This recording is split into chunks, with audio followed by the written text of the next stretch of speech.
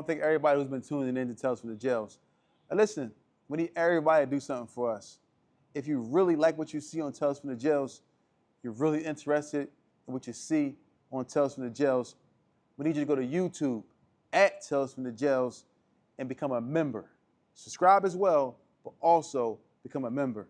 That way you can get updated on all the new content as we continue to bring you these amazing episodes. So we want everyone to go to YouTube at Tales from the Jails and become a member. As y'all heard him, go to YouTube at Tales from the Jails and become a member. We got an array of content that's coming out that you will be thoroughly entertained by. It's only gonna get better. I'm telling you, there is only up to go. And we want to thank y'all for rocking with us, man, and listening to the awareness that we're bringing about prison life. So go to where again, bro? Go to YouTube at Tales from the Jails and become a member. YouTube at Tales from the Jails, and please become a member. Listen, man, I welcome everybody to another episode of Tales from the Jails. We got a special guest again, Philly Zone. Actually, we live around the corner from each other, West Philadelphia. And I got my guy here. I had to track him down. We FaceTiming every day, trying to get everything together. But he's here. Yeah. Oschino, Vasquez, whatever you want to call him. I want to say something before we start, right? So let me tell you something, how I appreciate people's time. Yeah. So nowadays, I don't feel like I'm somebody so special that if I'm late, I call before. Okay. That's respectable. Yeah, it is. Bro, listen, I might be a little late, but I'm coming. Yep. You know what I mean? Because some people, when you're younger, you arrogant, you think, nigga, they need me, I'm coming when I come. No, see, you get older, you just start becoming better in everything. Mm-hmm. And I'll be proud of myself, like, damn, that was decent, I did that. So, well, listen, we're glad you can make it, though, but Before y'all even keep going on, I got a gripe, too. Everybody got something to say. What's up? I ain't no hater, but that Eagles you got on, man, I'm kind of mad right now. I don't really want to rap about it. I just want to just talk right there and leave it alone. But that's what I'm gonna tell you. I'm just letting you know that joke. Let me tell you how real I am. I don't even want to talk about it, though. All right, talk to me. Bro, I got it from Marshall's for $30. Yeah. Oh. See, that's how much you owe, you don't care. yeah. Exactly. That's when you old, you don't care at all. Guess what though? It was $30. I wish it was 20. But but it looked like it's some Mitchell and Ness and all that. That's why I got it. See, the old man can get, when you old, you can get away with that. You don't care, especially when you chasing millions. Who cares about a sweatshirt? Let's get these Exactly. Good, deal, look good, run it. That's it. You know what I mean? So, right, baby. So let's get into this. Man. You've been in the county, and you've been upstate. Yeah. But you and him, I think y'all had some history in the county because he told me like he probably was in the same prisons a lot because we all. This is the thing about Philly. If you've been to county a lot, like the county, I've probably been in the county 25 times. Mm-hmm. I mean, 25 times. You got me. No, you know why? You dogged me. I've been there about 17. I was in the house. I was a house arrest for 2 years. So every time I drove mess up, they booked me. Okay. You know what I'm saying? But I've been on the. I was upstate, whatever. But first time I went to the county was in '95 summer. Right. You know what I'm saying? So that you gotta figure that's 30 years ago. 95 summer. That's 30 years ago. You know, I'm gonna tell you how. My PP number is 74960. Mine's 810123. So you 70,000 people after me. Wow. Because your PP number never changed. It stayed the same. It never stayed the same. I don't even know mine. Yeah. You know what's crazy, bro? Listen, I got a tattoo on my arm that say never again.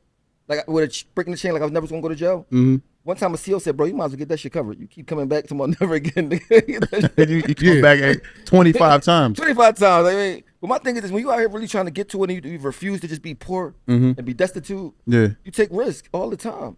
Mm-hmm. But all my cases in prison was for selling drugs, maybe some violent type thing. It was never for nothing dumb. It was all about trying to get some money. Right. That's it. You know what I mean? But it ain't come a time where you be in your mind like, God damn, I'm talking about when you in the joint. Bro, let me tell you. When I did them 21 years, that shit hurt, man. Yeah, that's. But you know what hurt it the most? The violation I did after it. Because after I did the 21, I came home for like 2-3 years. You know what, if you start went back and did 18. Felt embarrassed. It was embarrassed, but I lost a lot of shit. Like when I went to jail when I was 20. I'm 45 now. I ain't had no responsibilities, no crib, no car. When I went to jail this time, my man told me on the phone, this shit gonna hurt, right? It only had 18-month violation. Man, that shit felt that probably felt worse than a 21. Man, it was. If it wasn't for my man, I wouldn't have had my apartment, a car, a loss. I'm talking about. I lost so much. Like you got so much responsibility when you're older, and it hurted me, man. That shit made me want to cry, man. Yeah. But I want to know how it feel for you though. Like when you was doing these things. Like when I used to be in jail, I used to always use jail as a joint to meet somebody that's can help me get money in the streets. So now I know people from South Philly, Westmount. You know, jail is like, all it do is make you meet more criminals that you become brothers with. You brother. Tell them why you become brothers though. Because y'all going through the same struggle. And this too. Because y'all around each other every day, so you can't fake it. You know, this nigga that meet in the street could say this one day and this day. When you was with somebody for a couple years, every day, you get to see if they really. It's no change in there. There's no faking. You can't. Yeah. I'm going to see us, even in me. If I have it, he's going to see it in me when you're dealing with men. Yeah. Bro, when I was up Dallas, right? When I first got there, you know, everybody like, Oschino, this, that, and the movie, they showing state property on the movie and all that, right? When I go in the day room, they wouldn't even let me play spades at first. They was like, man, everybody got life. I only got 3 to 6 and shit. I mean, but then when they start, my job became a barber up there. That's a whole nother story I'm gonna tell you about, right? So I'm like, yo, can I get winners? They like not saying nothing to me. I didn't know everybody had life. They like, nigga, you got 3 to 6. We not. But one time, one of the boys on the visit, they let me play. We start talking. It's like, you know, after we win or whatever. My man like, oh, you know, all them niggas over there got life, double life, triple life. Like, they all from Pittsburgh. These Pittsburgh niggas. You know what I'm saying? So I start saying, nigga, I'm younger than me. You got triple life. You lost every murder, every cat. You got life. So I start saying, oh, that's why they be a little bit jealous of you. Somebody plus you going home. Mm-hmm. But then your consistency of being thorough win them over. I mean, because these niggas ain't scared of nobody. Ain't nobody scared of nobody. That's not a thing. Because you weed out the suckers fast. So niggas the suckers ain't got a chance. Fuck with you being honest and just being whoever you is. Man. Yeah. So like my block, so I was on B block of Dallas, and it was a guy named Eric Rogers up there from South Philly. He ran the whole jail. You know what I'm saying? So first day I come up there, you know what I mean, with my box, he like, fuck you singing something, boy, everybody going crazy over you. So I'm like, who the fuck he talking to, right? So they said, oh, that's how he talk to everybody. And he talked to the guards like this nigga, like he's Z-coded, he on some, you know what I mean? By the time I left. Z-coded, what does that mean? That mean you killed the celly or something, you can't have a celly. Oh, wow. You Z-coded, like, I mean, you can't have a celly, none of that. So mind you, nigga don't got a bed in his cell. He got like shit on the floor, like, he do what he want, period. So they said, oh, mind you, I was in the jail for 2 weeks, right? So they said, you want to get in the barbershop, talk to ER, right? So I said, ER, what's up, bro? You ER? He's like, listen, bro, listen. He called everybody boy. So if you take it personal, he might bang you the fuck out. So he called a nigga boy that's 50. He don't give a fuck. This is how he talk. He just on some. You know what I mean? He said, listen, boy, send me $75. I'll get you an interview in the barbershop. I ain't saying you're gonna get in there, but mind you, it's a waiting list to get interviewed. Yeah. I get a nigga $75. Nigga, next day they called my name to go get an interview from the bar. That's how I got my barber license. I mean, when I say he got the juice in it, he had so much juice they had to move him. But with that being said, up Dallas, where it's no cameras on the block, there's no AC in the summer, right? And the inmates running for real. So say you come up there, you my man. I don't really got to ask to get you in my cell. I just got to talk to another nigga that we can switch. I mean, ain't like the F and none of that. Niggas ain't going home. They time barred. Time barred mean all your appeals is exhausted. Yeah, you told me that. Yeah. So niggas walking around like, so when you go in there with a little bit of time like I had, it's like you at a disadvantage. I mean, because so my whole thing was like, damn, I'm just gonna be myself. Mind you, bro, I'm in the barbershop. I never cut nobody. I'm piping niggas, fucking their heads up. Right? Listen, when you fucking nigga head up on the streets, you don't gotta see him. Well, what about it there? Yeah, you fucking nigga up in jail, you in the yard, niggas looking like this nut ass nigga fucking my shit. You know what I mean? So listen, You might got to deal with that. So listen, when you first go in the barbershop, when you can't cut, you gotta wear white.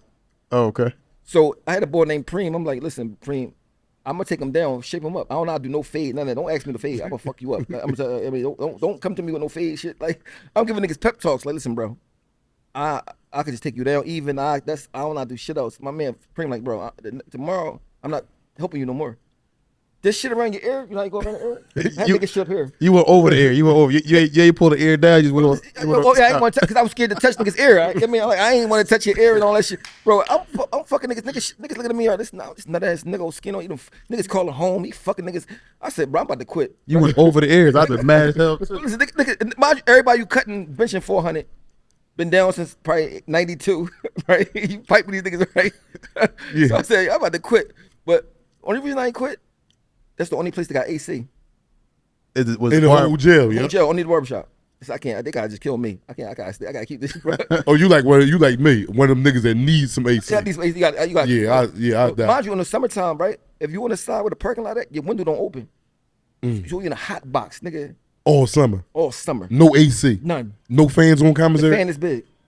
Oh, the ones that take the D batteries. Little Joe, you Oh, like no, this. them, I need 8 of them. But that shit like this, you have it in your face, you don't feel nothing but hot air. Yeah. Bro, listen, it was so hot, some nigga from Pittsburgh, shout out to Ernie Earn. He said, young boy, you gonna faint. Go to your sink. So listen, he said, young boy, go to the sink, run cold word on your t-shirt and put it on. Right. So I run cold word on my t-shirt, I put it on, that shit dry in like 3 minutes.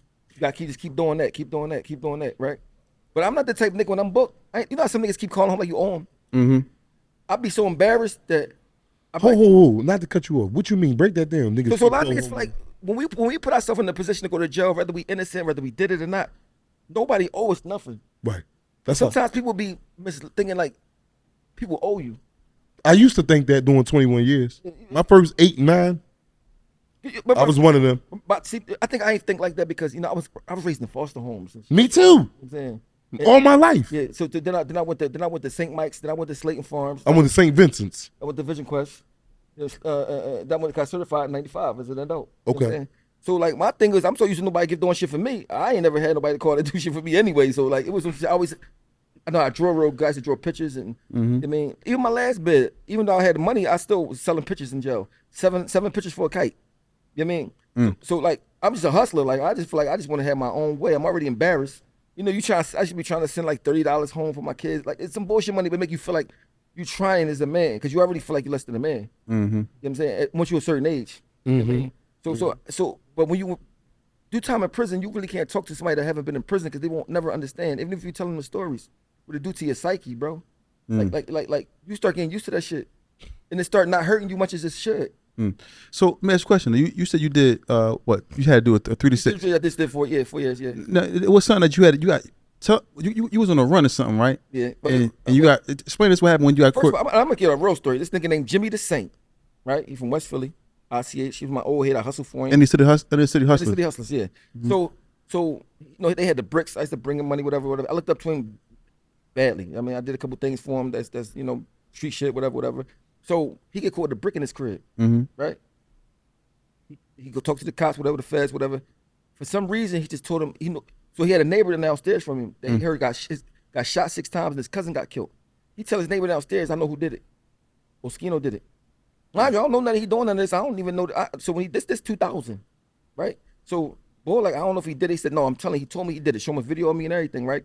Mind you, I don't even know this. He's still around me. I don't know. So one day the cops come to my mom's crib, and she said, "Yo, the cops looking for you for a homicide." I'm like, "What?" So the next morning I went to the lawyer office. Said, "Yo, call them and see if they looking for me and saying I did it or questioning me about it." Yeah. The lawyer said, "Bro, they's looking for you right now. Get out of my office right now because I know they coming here." What? So then I go right to 30th Street Station. I'm out. And mind you, I just got signed. I got signed 99. This shit happened 2000. Signed to who? Rocafella. I got signed by Jayz himself. I rap for Jayz and got signed. So we'll get back to that because I'm going to ask you how that happened. But so I get on the train. I go to Atlanta. My cousin down in Atlanta. I got a couple dollars. I just got signed, so I got some money. So I said, fuck that. Because I already know if you're locked up for murder, whether you did it or not, you're going to be sent for a couple years to fight it, right? Plus, I ain't know if I did it or not. You know what I'm saying? So I'm going to fuck out. I don't want no doubt. I'm out. Man, so I was down there for like 6 months. They booked me. I'm in Fulton County down there. How'd they catch you? Jimmy the South calling him. I didn't know he didn't want to line me up. And the marshals came looking. No, and the whole time I'm on the, mind you, the way they come get you, take me to Fulton. They lock you off wherever state you in. I'm in Atlanta. They take me to Fulton County. The shit that Thug and them just was at. Yeah. So the way they do their prisons down there, right? If you got a murder, everybody go to the 7th floor. Yeah. It ain't like Philly how anybody go anywhere. If you got a homicide, you go to the 7th floor. So I'm on the 7th floor and shit. I get up there. I'm from Philly. I don't know not a soul down there, bitch. I'm not, because I just got signed, but I never did shit. Don't nobody know me. I wouldn't even tell niggas I'm signed. They wouldn't believe me. So I was like, you know what I mean? So I come in, I got some white new Jordans on. Boy from Atlanta, like, bro, I ain't gonna even lie to you, bro. First of all, when you come there, you don't get on cell. They took up. So all the cells was took up? Yeah, so I'm on the floor on the mat. No cell. Because, it's homicide. I can't go nowhere else in the jail, right? So just wherever you find somewhere to lay at, that's where you at? Yeah. So I was by the phones on the mat, right? So they like, bro, they about to try to take your sneaks, like your Jordans. I just had some brand new white Jordans on, right? So I'm like, man, fuck that. They're going to run me for these Jordans. So I ain't taking them off. I'm sleeping with my Jordans on like this, right? Like, in mind you, I'm still shot up because I got shot in 97. So I'm still a little hurt, right? Yeah. So I'm stressed the fuck out, bro. Like, I'm trying, because I still don't know who supposed to have died. Say, a homicide, I don't know who did it. Maybe I don't fucking know. So I sat at the table, I draw good as shit. I drew a picture of a baby punching the word stressed out, like in graffiti, crazy shit, and left it on the table. Everybody like, who the fuck did this? They start calling me Philly. Philly, you did this? Yeah. They stopped thinking about taking my sneaks. Right. Over a drawing. Like, yo, can you draw this for my girl? Everybody, you ever said. Yeah, Understanding was started. That's God though, right? Yep. So So mind you, we doing freestyle ciphers. I'm freestyle cipher with them niggas, right?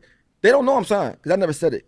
Yeah. Because it sound like, you know how niggas in jail be lying. Mm-hmm. They think like, imagine me saying I'm signed to Jayz, yeah. Like, get the fuck. Yeah. You playing yourself at this point. Yeah. So I ain't never say. They probably see me later. Like that nigga was booked with. I never said it, right? Yeah. So I'm in the front. Like this nigga hot. You hot? Fuck. You. So by the time I go get the fight extradition, go to court, I'm already dug in now. Mm-hmm. Cause like they do zones down there, zone 3, zone this, zone that, right? But the way there's no guards on the block. The guards like on the ceiling. You can't see them. That shit weird the way they push the food in the morning. You just gotta get your food. You better get it. Yeah, but niggas is up there. Yeah, niggas up there. Niggas to eat it. Yeah. It sound kind of like Hudson County, because the guards, they're not on the block with us. They're in their own little bubble away from us, and then they push all the carts on the block, and they be like, the "Yo, is like they stay above you. inside like a little dome." Yeah, because upstairs you can't see them. They can see you. Oh wow, dome. They looking down on you like you were some type of science project or something. Yeah. Mm-hmm. Let me ask you a question though. You mentioned that they just came because you was calling back to the city and they got you. Yeah, come to Jimmy this thing. Where they catch you and how was it and how did they come? My cousin was a trapper. Shout out to Ali, and he like, bro, I got a feeling I'm gonna just get this shit out the crib, right? So I'm in his car. He got like a white Lexus. I'm in the passenger seat looking at a Source magazine. Mm-hmm. Right? I'm looking through the rearview mirror. I thought I seen somebody, but like trees in Atlanta. Like, I'm tripping. I look down and I see somebody peeking through the trees. I think somebody right try to jam me because they had on black. Yeah. Man, I look up again. It's 50 fucking SWAT cop, hell, all that shit. I was so tired of being on the run. You was happy? I said, bro, that's me. Like, fuck it, just run it. Like, Come on, man, come on. I don't know where I'm about to go. They take me. Mind you, you know when all your life you've been going to different places. Yeah. Like you know how you feel. You're a foster kid. You know how they just take you wherever. Everywhere. I just so took 4 families. You're so used to going different places that you don't really be scared. You're like fuck it, whatever it is, I'll get used to it, right? So I'm in Fulton County, and when you first get there, Yeah. they give you the blue shit, say Fulton County on the side, and I'm like, why y'all write murder on my wristband? Like it just say murder. They're like, what the fuck, nigga? I said, CF, we got pictures on our shit. Some fake, y'all still primitive. Yo, they fucking commissary, bro. They had peanuts and apples and dumb shit like that on there. I said, bro, we got chicken and rice. We got beef. You lying, Philly. I said, bro, I commissary. I can't wait to get so I go to court. The black lady judge like, you want to fight extradition? I said, miss, I never wanted to get the CF so bad in my life. Please get me the fuck out of here. So all right, within 10 days, you be shipped. So I'm thinking like they're going to drive me somewhere. Bro, the detectives from Philly came and got me. 55th and Pine. Detectives came and got me. Took me to the rental car, Avis, to drop the car off. Took me to Burger King. Mind you, the whole time I'm shackled, head to toe. Like, taking me to a regular airport, getting on a regular plane with regular people. Are you serious? Yes, the whole time I'm on the back of the plane, like, come on, we know you killed the guy. Just tell us what happened. I mean, it's no deep. I mean, I'm like, I don't even know who you're talking about. I ain't saying nothing. Hold on. So they took you to Burger King. They ain't get me nothing though. And then get you nothing. No, they in Burger King getting shit for them. I'm just sitting there like, damn, bro, I even remember what I had on. So what did you eat? I mean, I ain't eat shit. So they flew you. So the flight was like 2. What? I think, You know, flights from Atlanta like 2 hours. yeah, like 2 hours. Yeah. I mean, so mind you, I'm still the whole time I'm thinking like, who the fuck did I'm thinking of all this shit I did when I was younger and all this shit like, what the fuck? I couldn't think of what it could be, right? Yeah. So they finally get me to 55th and Pine and shit. They get me in a room. They got a room at 55th and Pine where though it ain't no windows in it. It's a chair stuck to the floor. Yeah, I was in there. Yeah. They handcuffed me. So they're like, yo, so you can't tell how long you in there. If you in there for like 6 hours, the flight was in there for 2 days. You can't see no clock in It's there. dark. Then they put you in that little dark cell in there. Yeah. So they told me, listen, it won't be funny. So you know I got the most wanted pictures on the drawing. They said, listen, they unhandcuffed me. Like, go get your picture off the wall. You can put it in your pocket. So I get the picture. They laughing, clapping and shit. They so fun. All these white cops and shit, right? I'm mad as shit at this time, right? Cause they still nobody don't know I'm signed. I'm signed because nothing came out yet. I mean, I'm not dropped no CD or nothing. I'm just signed, but ain't nothing. I ain't get to do shit yet, right? But I did do the movie already, the State Property 1 movie. Yeah. It ain't come out yet, right? So I'm in this bitch like, damn, guy, why you gonna let me get right there and then just wipe me out like this? You know what I'm saying? So now I'm hungry now. Now, bro, if I was a fat nigga, I probably would have told for a burger. I ain't gonna lie. If I was a fat, you start getting thirsty, bro. Nothing like being thirsty. There's nothing in the world like being thirsty. Thirsty worse than being hungry. I'm in that bitch like, damn, that's some water. Mind you, I'm cuffed to the chair, so every time I got itch my nose. And for some reason, when you cuffed and can't move, your nose or something itch, your head or something itch, you're like, itch. That shit Flies is now everywhere. It's just like, what the fuck? So they come in there like, you ready to talk? I said, I'm ready to talk. You hungry? I'm very hungry. Whatever y'all want to know, just, yeah, fuck that. Give me, yeah. Oh, you was ready to tell something? But listen, I'm saying, listen, whatever you want to say to give me a burger and some soda, let me eat first. I got you. Nah, oh. I'm telling you, listen. So they go get me a burger, a nice burger too. Like I don't know where shit. It was a nice joint. Like it was like it was a nice. That was 95? This was 2000. 2000? This looks like an Angus joint. I said, yo, I might have just Angus burger. I might have just tasted the Angus because I was so fucking hungry. Right? Listen, I eat the burger, right? Mm-hmm. Drink the soda. All right, well, tell us what happened. Man, I don't know what you're talking about. Oh, they was hot. Fucked me up, eye closed. Now I'm going to the eye closed. They beat you up for that. That's why when I watch First 48, like, that shit fake. They fucked me up. My mom's trying to duck, my hands cuffed to the chair. Now I'm mad. So they finally showed me a picture of some boy named Orlando, right? Now I'm mad. I don't know this nigga at all. 0 degrees Fahrenheit. Yeah. I ain't do this shit. That's why they say don't talk to the cops, right? They said, well, it was in front of the Whites on Erie Avenue. The Whites? The murder. Yeah. He said he bumped into my car. It was an IROC Z. Remember the IROC Zs? Mm-hmm. I remember them. He said I had an IROC Z. I was with a girl and he backed into my car. I got out, killed the bull, and shot his man 6 times and robbed him, right? I said, I ain't got no IROC Z. I said, I got a Cadillac, but I mean, so they turned the IROC Z and the joint into a Cadillac. The person who did it had a Cadillac. Because I said I had a Cadillac. So you can't, that's why the lawyer said don't say nothing. Dang. Yeah, You say bump into your Cadillac because you had a Cadillac. I had a Cadillac. First they said IROC Z, but I said, I don't got no IROC Z. I got a Cadillac. Oh, you do? All right. Took the IROC Z shit out, put Cadillac. That's crazy. and they switched it right then and there. Right there. Oh, yeah, they had a Cadillac, yeah. But then, fuck them up. I said, bro, I bought the Cadillac in 99. So mind you, I never had a job in my life, right? Yeah. They said, where was you at? I got booked 2000. They said, where was you at August 28th, 1998? I don't know. We know where you was at. You don't know where you was at? We do. You was out there killing somebody, right? So when they say don't talk to the police at all, that's what I learned what they mean. Don't talk to them at all. Nothing. Nothing. Because whatever you say, they're going to twist it. They already, listen, their whole goal is to get you, say you did it, whether you did it or not, right? So, so now I've been in this joint for like 2 days, a 55th pound, right? Now I got to go downstairs and wait to the regular process, to wait to get fingerprinted. Wait, that should be taking a day or 2 there. Yeah. I want to get a CFCF so bad, bro. I'd already say, man, fuck it, I did that shit, man. That's how bad. People don't know, when you stressed out and going through some shit, you young, sometimes, somebody that's not been in interrogation might be like, you dumb. But when you young, you're like, man, I just want to go to get in the bed. It happened to one of our close friends. They did a lot of stuff to one of our close friends like that. Got him in there and they did all, he just. It's about having that immediate gratification and going to sleep and laying down. Fuck, if I can't get out later, but one thing about me, I'm like, nigga, I'm not saying I did nothing I ain't do, right? So I get to CFCF, whatever, B24. This back when the nigga DeWitt, Rudolph, and all they had CFCF on Smash and all that, right? This when they first opened the multi-purpose. Sherm and all them. Yeah. So like it was like a West Philly jail. Niggas, they kidnapping niggas. It was a West Philly jail. It wasn't like it was West Philly jail. They kidnapping niggas in there. Yeah. In prison? In CFCF. In CFCF. What you kidnapping? What you mean? Take him to another nigga tied to the joint, tied to a chair, tie you the fuck up, get your people's got to send money. Send some money. And you might be in there a day tied up like that. The police don't give a fuck. No, and I ain't gonna front about the boy Rudolph and all the niggas from West Philly. They definitely had that shit where as though like that's their jail. Yeah. They did 10 years in CFCF. Yeah. You know what I'm saying? So this they jail. Like it ain't no the guard they getting the guards pregnant. They run that shit, right? No real shit. I was cellies with Rue. Yeah, so for 2 years. And he a little nigga, and that nigga like little short, stocky nigga. And I just talked to him recently, probably about 2 months ago, and I asked him to tell the story. And man, if I tell these stories from there, people think I'm lying. I don't even. I still haven't told these stories. No, nothing. I mean, I was in there, so bro, mind you, I got a murder, so I go where everybody got homicide. I mean, like then I got the capital murder. Yeah. Because once you do a murder with another felony with it, they like, you can't even get a job in the jail. This is a block job. You can't get a job in jail. So let me talk, that's so crazy. You get charged with a murder, with capital murder. You can't get a job in jail. You can't get a job. You can't get a job in county jail. Upstate you can get a job, but in county you can't get a job. Yeah, they won't give you a job because certain jobs will probably put you close to the door. Out. Yeah, they feel like nigga, you trying to get the fuck out of here no matter. You know what I mean? As you should. Any opportunity to get up out of there. I used to write on my paper ways to get out CFCF. And I said, damn, only way I can get out of here if I turn into a fly. And you still might not make it out. Might not get out this bitch. If a fly not getting out of it, if a fly on D22, it's over with. Bro, listen. So I said, no, it's like CFCF feel hopeless to get out. Yeah. That's why the young boy that broke out pick, I said, he's a MacGyver. Yeah. I seen that video of it too. I said, he the best. He the best ever. Yeah, the way he did that, I was like, I tilted my head at him. Like, he did that. Bro, I don't understand. Like, CFCF harder to get out than upstate. CFCF might be the hardest jail in the United States of America to get out. They can bring terrorists here and hold them in there. Listen, you go out through the gate.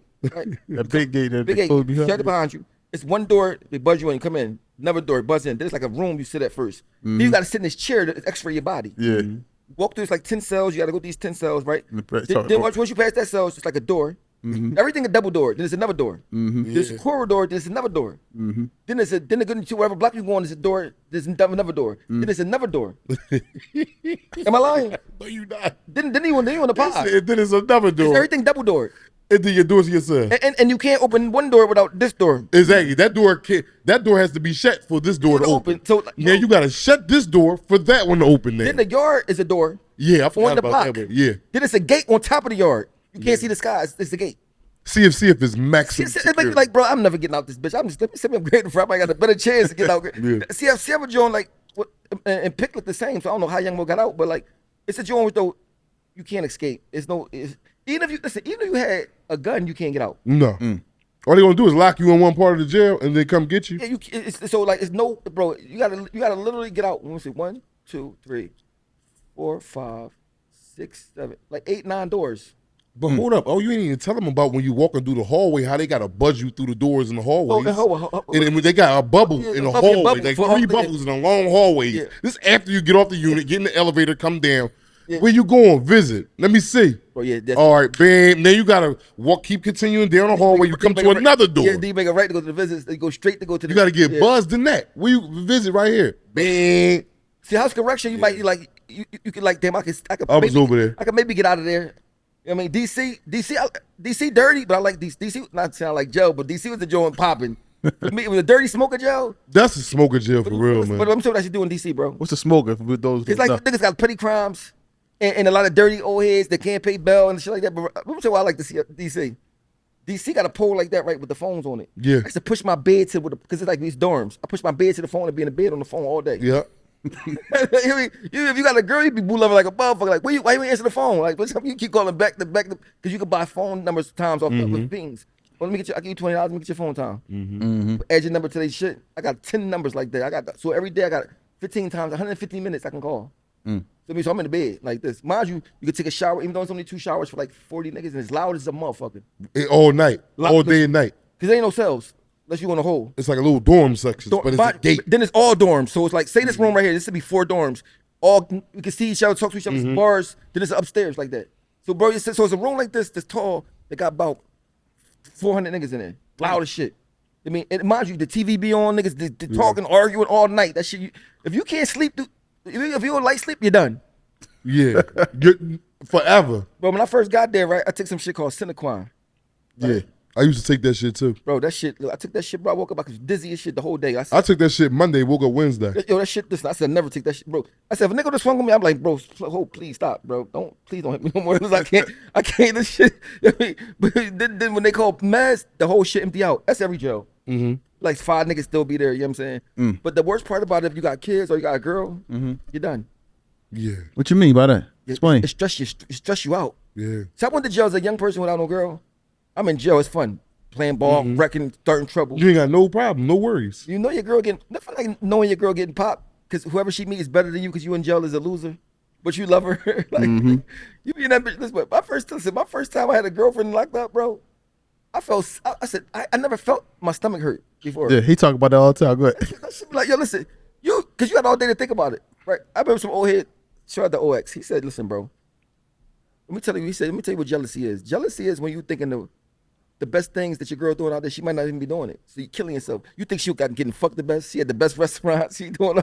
In your head, that's how you said, bro. She might not be doing shit. You ain't stressing for nothing, bro. Whatever gonna happen. And sometimes you need the old head to pull you like that, because that shit be like, you be like, damn, I don't got nothing else. I just got this bitch, like, you know what I mean? And some niggas be lying about how much time they got. Try to keep the chick around. Yeah. I mean, but if you got over 2-3 years, I feel like you gotta tell her, like, go ahead. Yeah, if you got over 2 years, I believe that you. I agree with you. Because you being selfish. You being selfish at that time. Especially if y'all young, y'all ain't old 40, 50. Yeah, if you 50, 40, 50 a year old, yeah, she'll cool. ride a dime out with you. Yeah. But my thing is this: even if you my girl and I got a dime, right? I say this: can you please just fuck niggas and just still go with me?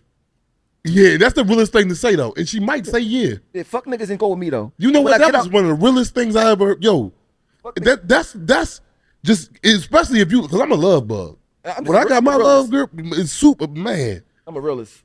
Yeah, go ahead. You know, don't catch no disease. And I hope he hit you or something, bitch. Please, you hope a nigga fuck up. Do something to him. A nigga to punch you in the face. Don't be all perfect and shit. Now I'm done. Like I'm eating toast. Like right. So my Joe was like, yo, listen. All right, just go with me. Just answer the phone. Like, make me flex. You go with me. Even if you want to quit me, make me. Can you just do that for me, please? I hope everybody's enjoying the episode. I want to thank everybody for tuning in to Tales from the Jails. I got a very important announcement to make for anyone looking to get into IDD. It's called intellectual disability housing, where you can make a lot of money in this business, and you don't know where to start. You want to find a company that can help you get it done.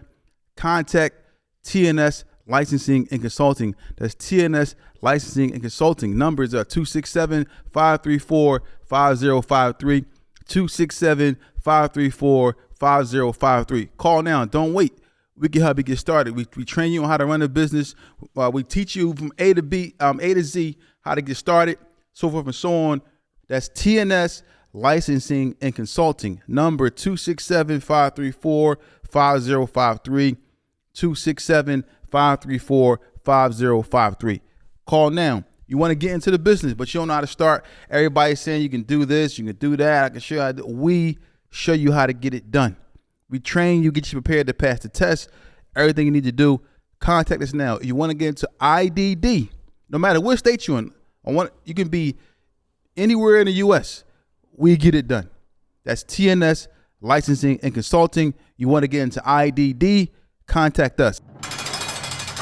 When I got older, after I did a couple bids, I ain't give a fuck. Yeah, it was because now you're numb. I don't give a fuck. I go to jail, I ain't gotta call you no more. Yeah, I already know. I know when I'm in the once I do my motherfucking mental Rolodex check while I'm in the back of the police car, she's been eliminated. I ain't even got to the district. You know what? You already know how to bid. Let me tell you, this the thing though, right? You feel like, well, bitch, I don't even really want you waiting for me if I do 4 years because I want to get out. I'm probably cheat. And if you wait for me 4 years, I'm gonna feel devastated if I cheat on you. So I don't even want to feel. I'm setting myself up. Just go ahead and do your thing because when I get out, 4 years hold me back here. Not a French kiss, not a hug, not a pat on the back. Nothing. Bro, ain't nothing like sleeping by yourself every night for thousands of days. Yeah, bro. That shit, like, bro, you know, did that happen to you? You see a CO, right? When you first come, she ugly to you, right? And then as time go by, you start having dreams about her. Like, She's looking like a. And she might be a heavy Chevy. She might be a heavy Chevy. It don't matter. What's a heavy Chevy? A big girl. 240 and up at 5. Yeah, man. 240, 5'4". 240 and up at 5. 5'4". Yeah, well, that's a taco truck. She trying to get herself. Listen, I ain't gonna fret, bro. Listen, that shit's so crazy that you really sometimes, like, you know, because in jail ain't no time, not to talk no crazy shit, but ain't no time to really masturbate or nothing like that. Like, really, you gotta find certain times to do it. It ain't like you could just, you can't do it. You can't do while you're selling in there. Definitely that's prison etiquette. Like, you're selling it, so you can't do it. So you might be watching the movie, you just like, get the urge. but you know what they do to you when you're free? Appreciate a girl so much. A nigga that's never been in prison and never appreciate a girl more than a nigga that's been in prison. You believe that?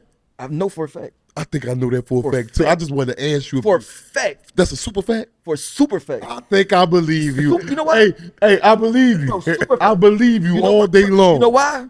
In our minds, we have more sex in our minds than we did in real life. Yeah. Bro, I'm talking about you be like, bro, that shit, it was times, right? Mind you, rape was the worst thing ever, right?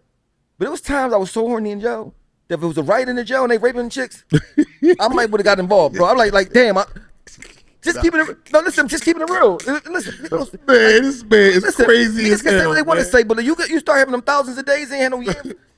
Damn, I know this wrong. The whole time you hit them, you might be crying. Might be like, I shouldn't be doing this, guy. You might gotta go pray about it. But you might.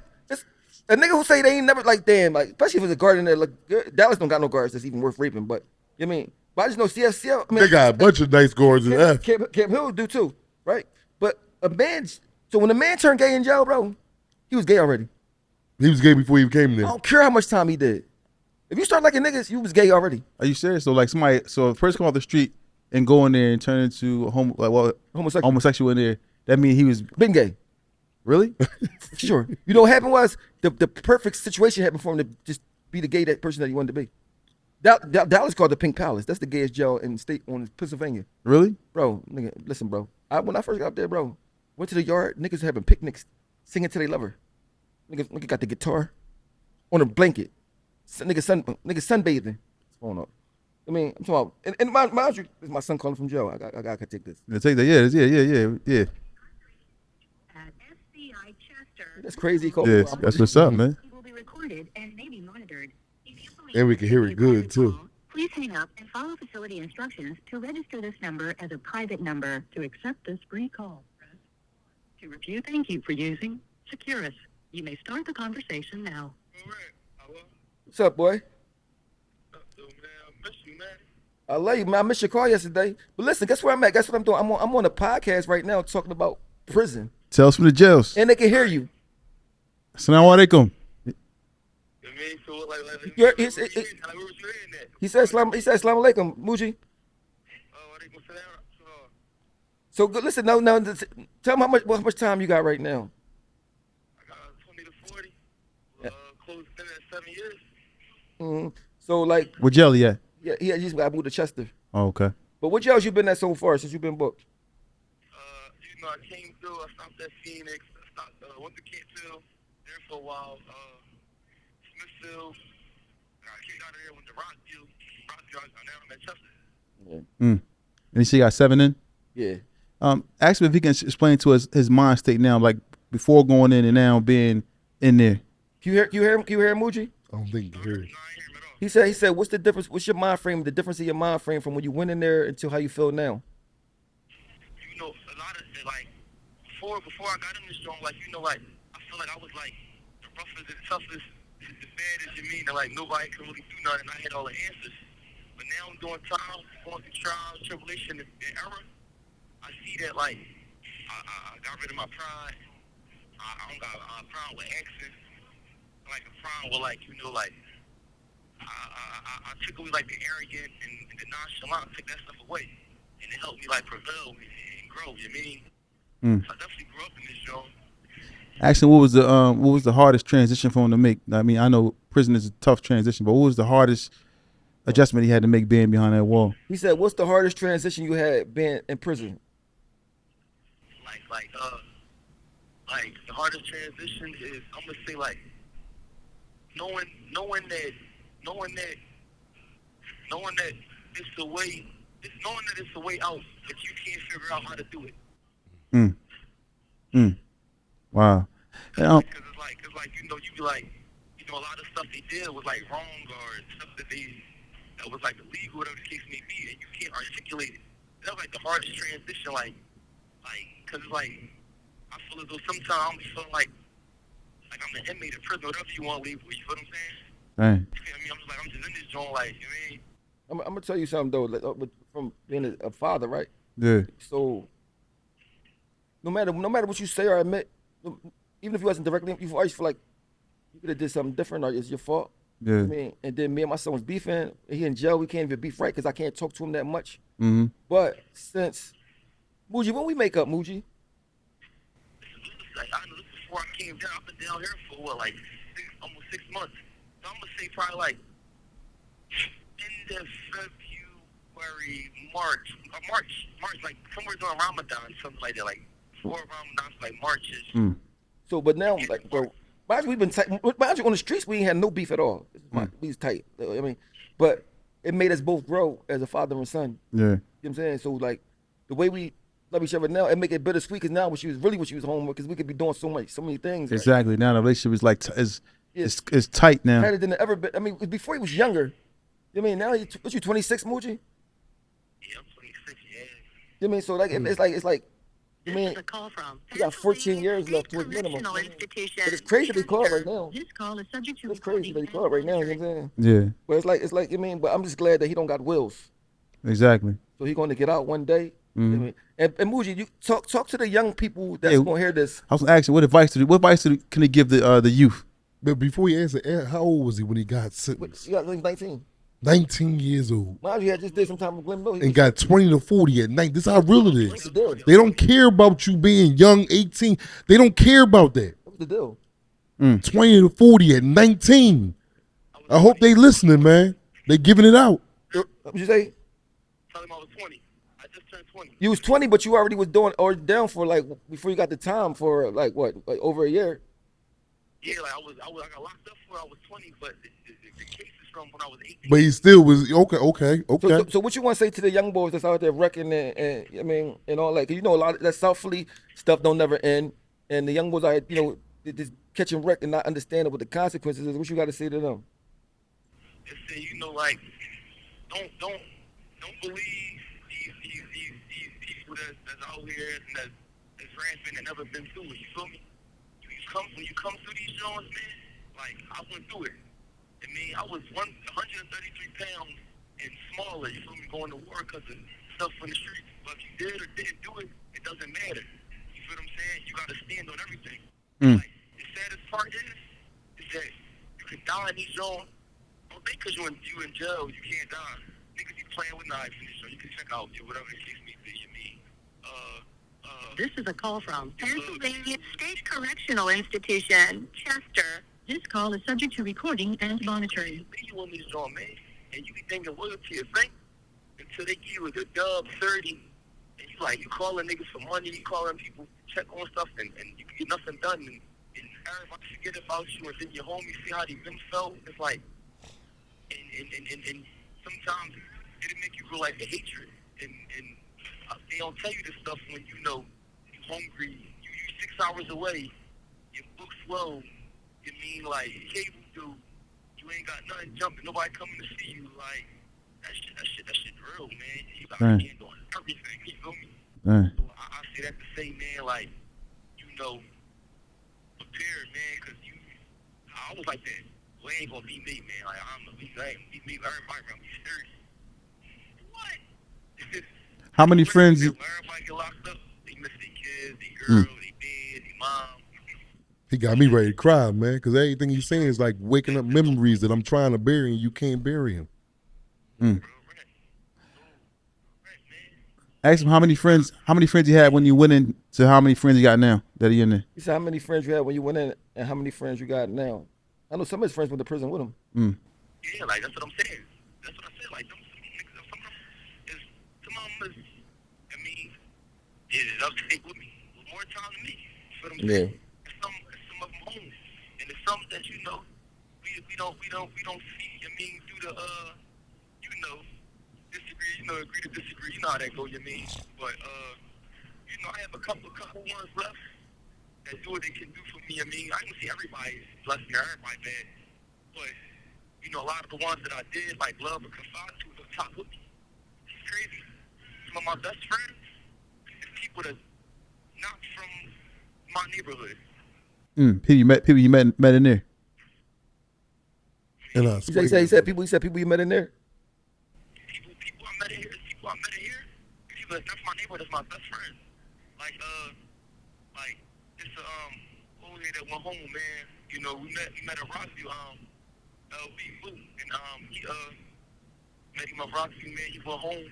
He sent me photo books daily, like send me whatever I need. What part of Philly he from? Where he from?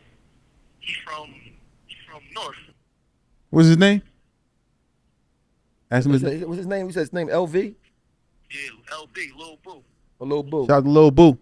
Shout out to Lil Boo, man. I mean, get at us. Get at us. We want to give you your flowers, man. Muji, one of your COs DM'd me too. He said he was talking to you. He didn't know you was my son. Then he's like, he found out you was my son or something. I don't know his name, but he sent me a DM like 3 days ago. Yeah, man, yeah, you mean. But you called it at the right time. But I want you to tell. This is what I want you to do, right? I want you to say what it feel like, right? Like when think about your hardest day in there. What was your hardest day in prison like since you've been in prison? My hardest day in prison. My hardest day in prison. Yeah. Hardest day was like they gave me that time. I was on CJC, man, and I signed off, man, and they gave me that time. And that shit felt like when they gave me the sitting, it was like you wanted to like everything, like you just wanted to sing like I'm about to be fucking 6 years old here, like I'll be 40, like damn. That was like the most hardest thing because it felt like I let a lot of people down, like my mom, my sisters, like family. I'm like damn, like I was just thinking about like fuck I'm about to do, man, with 20 years, like how the fuck I'm about to walk that down.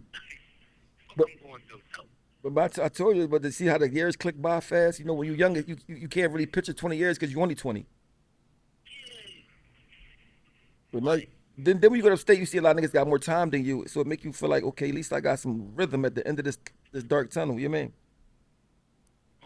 I mean? Ask how many people. And there's a lot of people, see like that fly with dubs and 25s and he's 30. He playing basketball, they run the track, they work out, he look healthy, they make it out. So it gave me like motivation. So now I don't complain. Like it's like, all right, I can do mine. And you know, I got to stand on business, man. Stuff I didn't, whatever the case may be, like, I'm there, you feel me? I can't complain or cry about it. I just gotta do it, man. Yeah, for sure. Ask him how many people he ran across that had life since he been. Just a number. Just a estimate.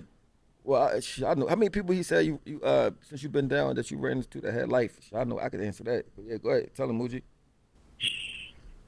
A lot of my friends, a lot. You feel me? I mean, like the majority, because it's like, you know, they the people that, how can I say, this people that you can learn from. So I'm gonna see a lot of my friends that have license, like my celly got a license. You know what I'm saying? So there's a lot of people that I met, and they be some of the best people that you will ever meet. And it sounds crazy, but that's just how it be. And listen, I want you to do this because before your time, and I want you to, anybody you want to give a shout out or you want to talk to, because people gonna see this, right? That you might not talk to on the phone. If anything you want to say to somebody that you want to say, you can say it now so everybody can hear it. I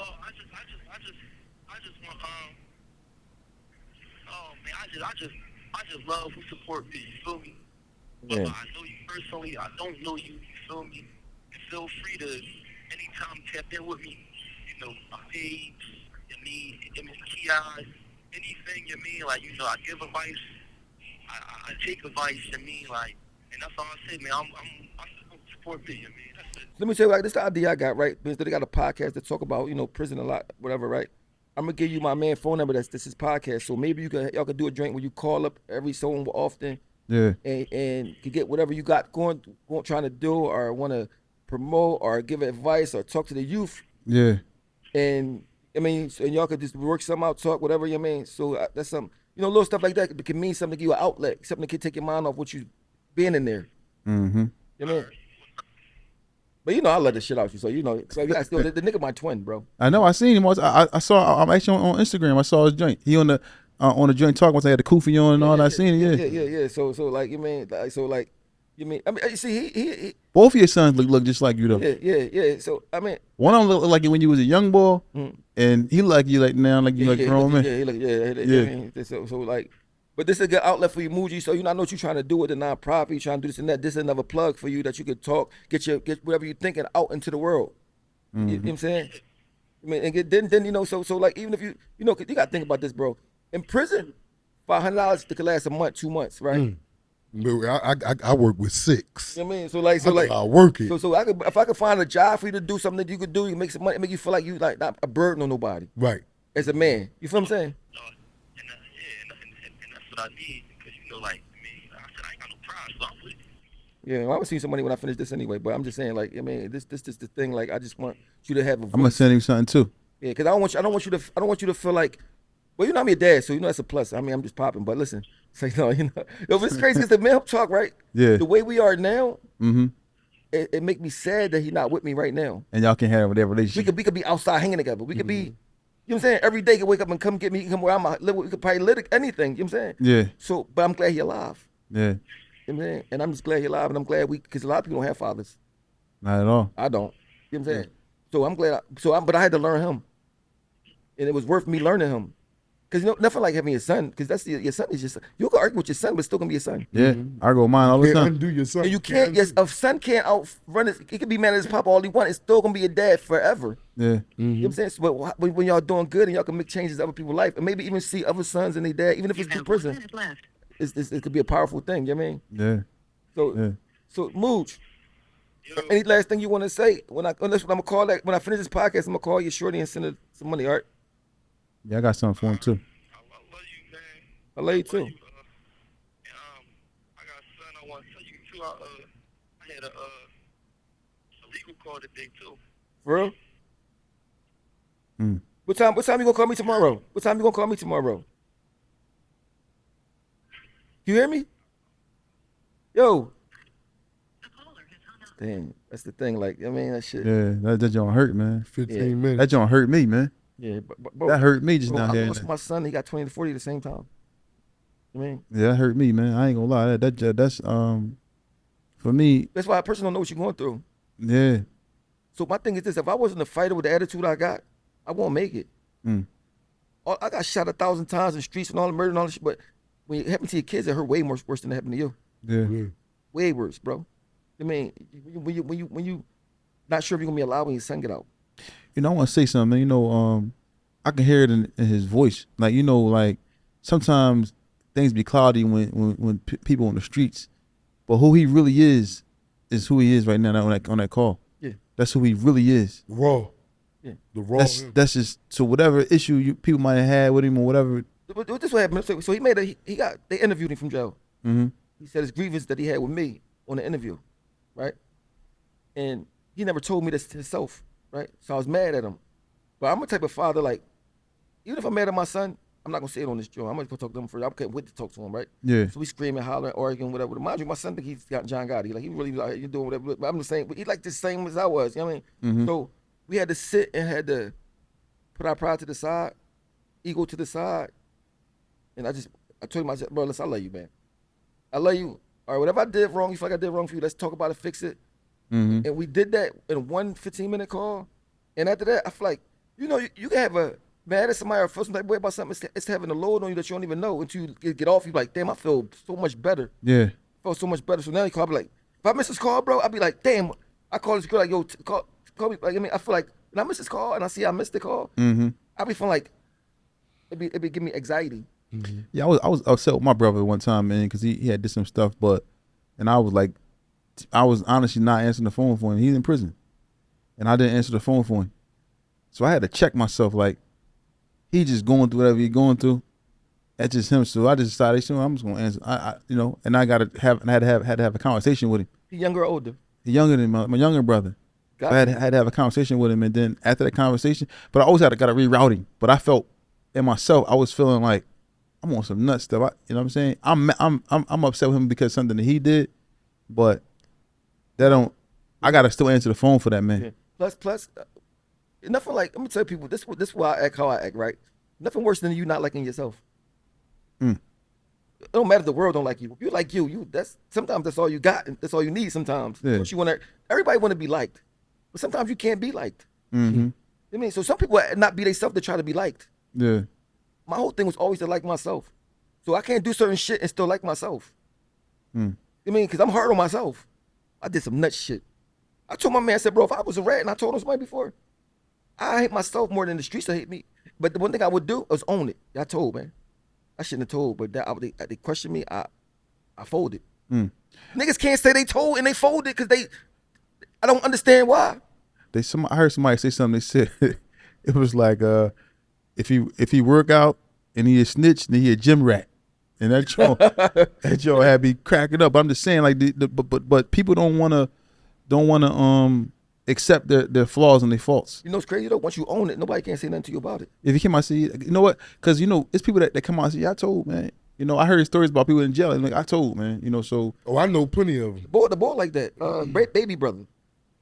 Yeah, I see a lot of this. Man, brother. He like, man, I told him, like, I'm a gangster, so what was you like?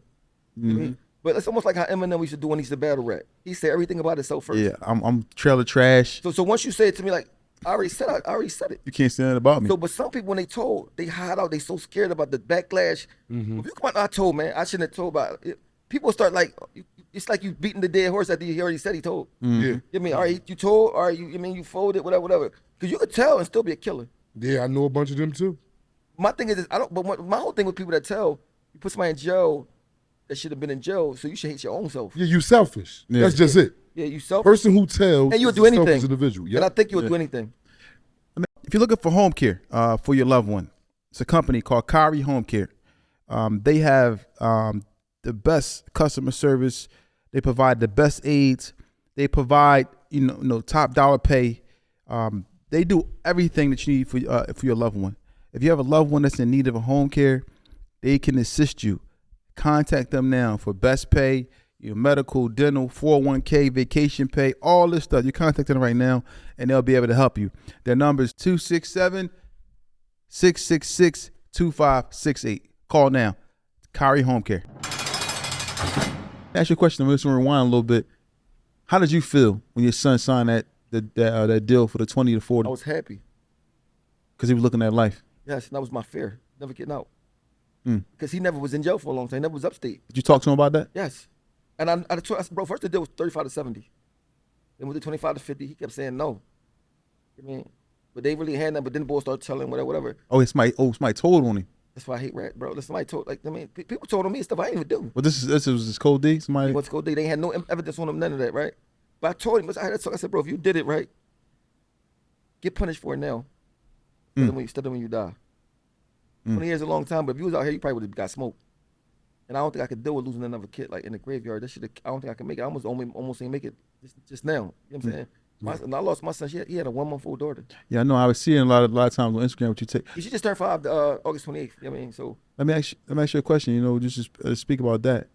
You know, you got one son in prison. You spoke about, you know, you was happy that he signed that deal. I was happy. I was like a bittersweet thing. Yeah. Like 20 years for homicide and all, attempts and all that, right? That's it. I know niggas got 20 years for robbery. Mm-hmm. You know what I'm saying?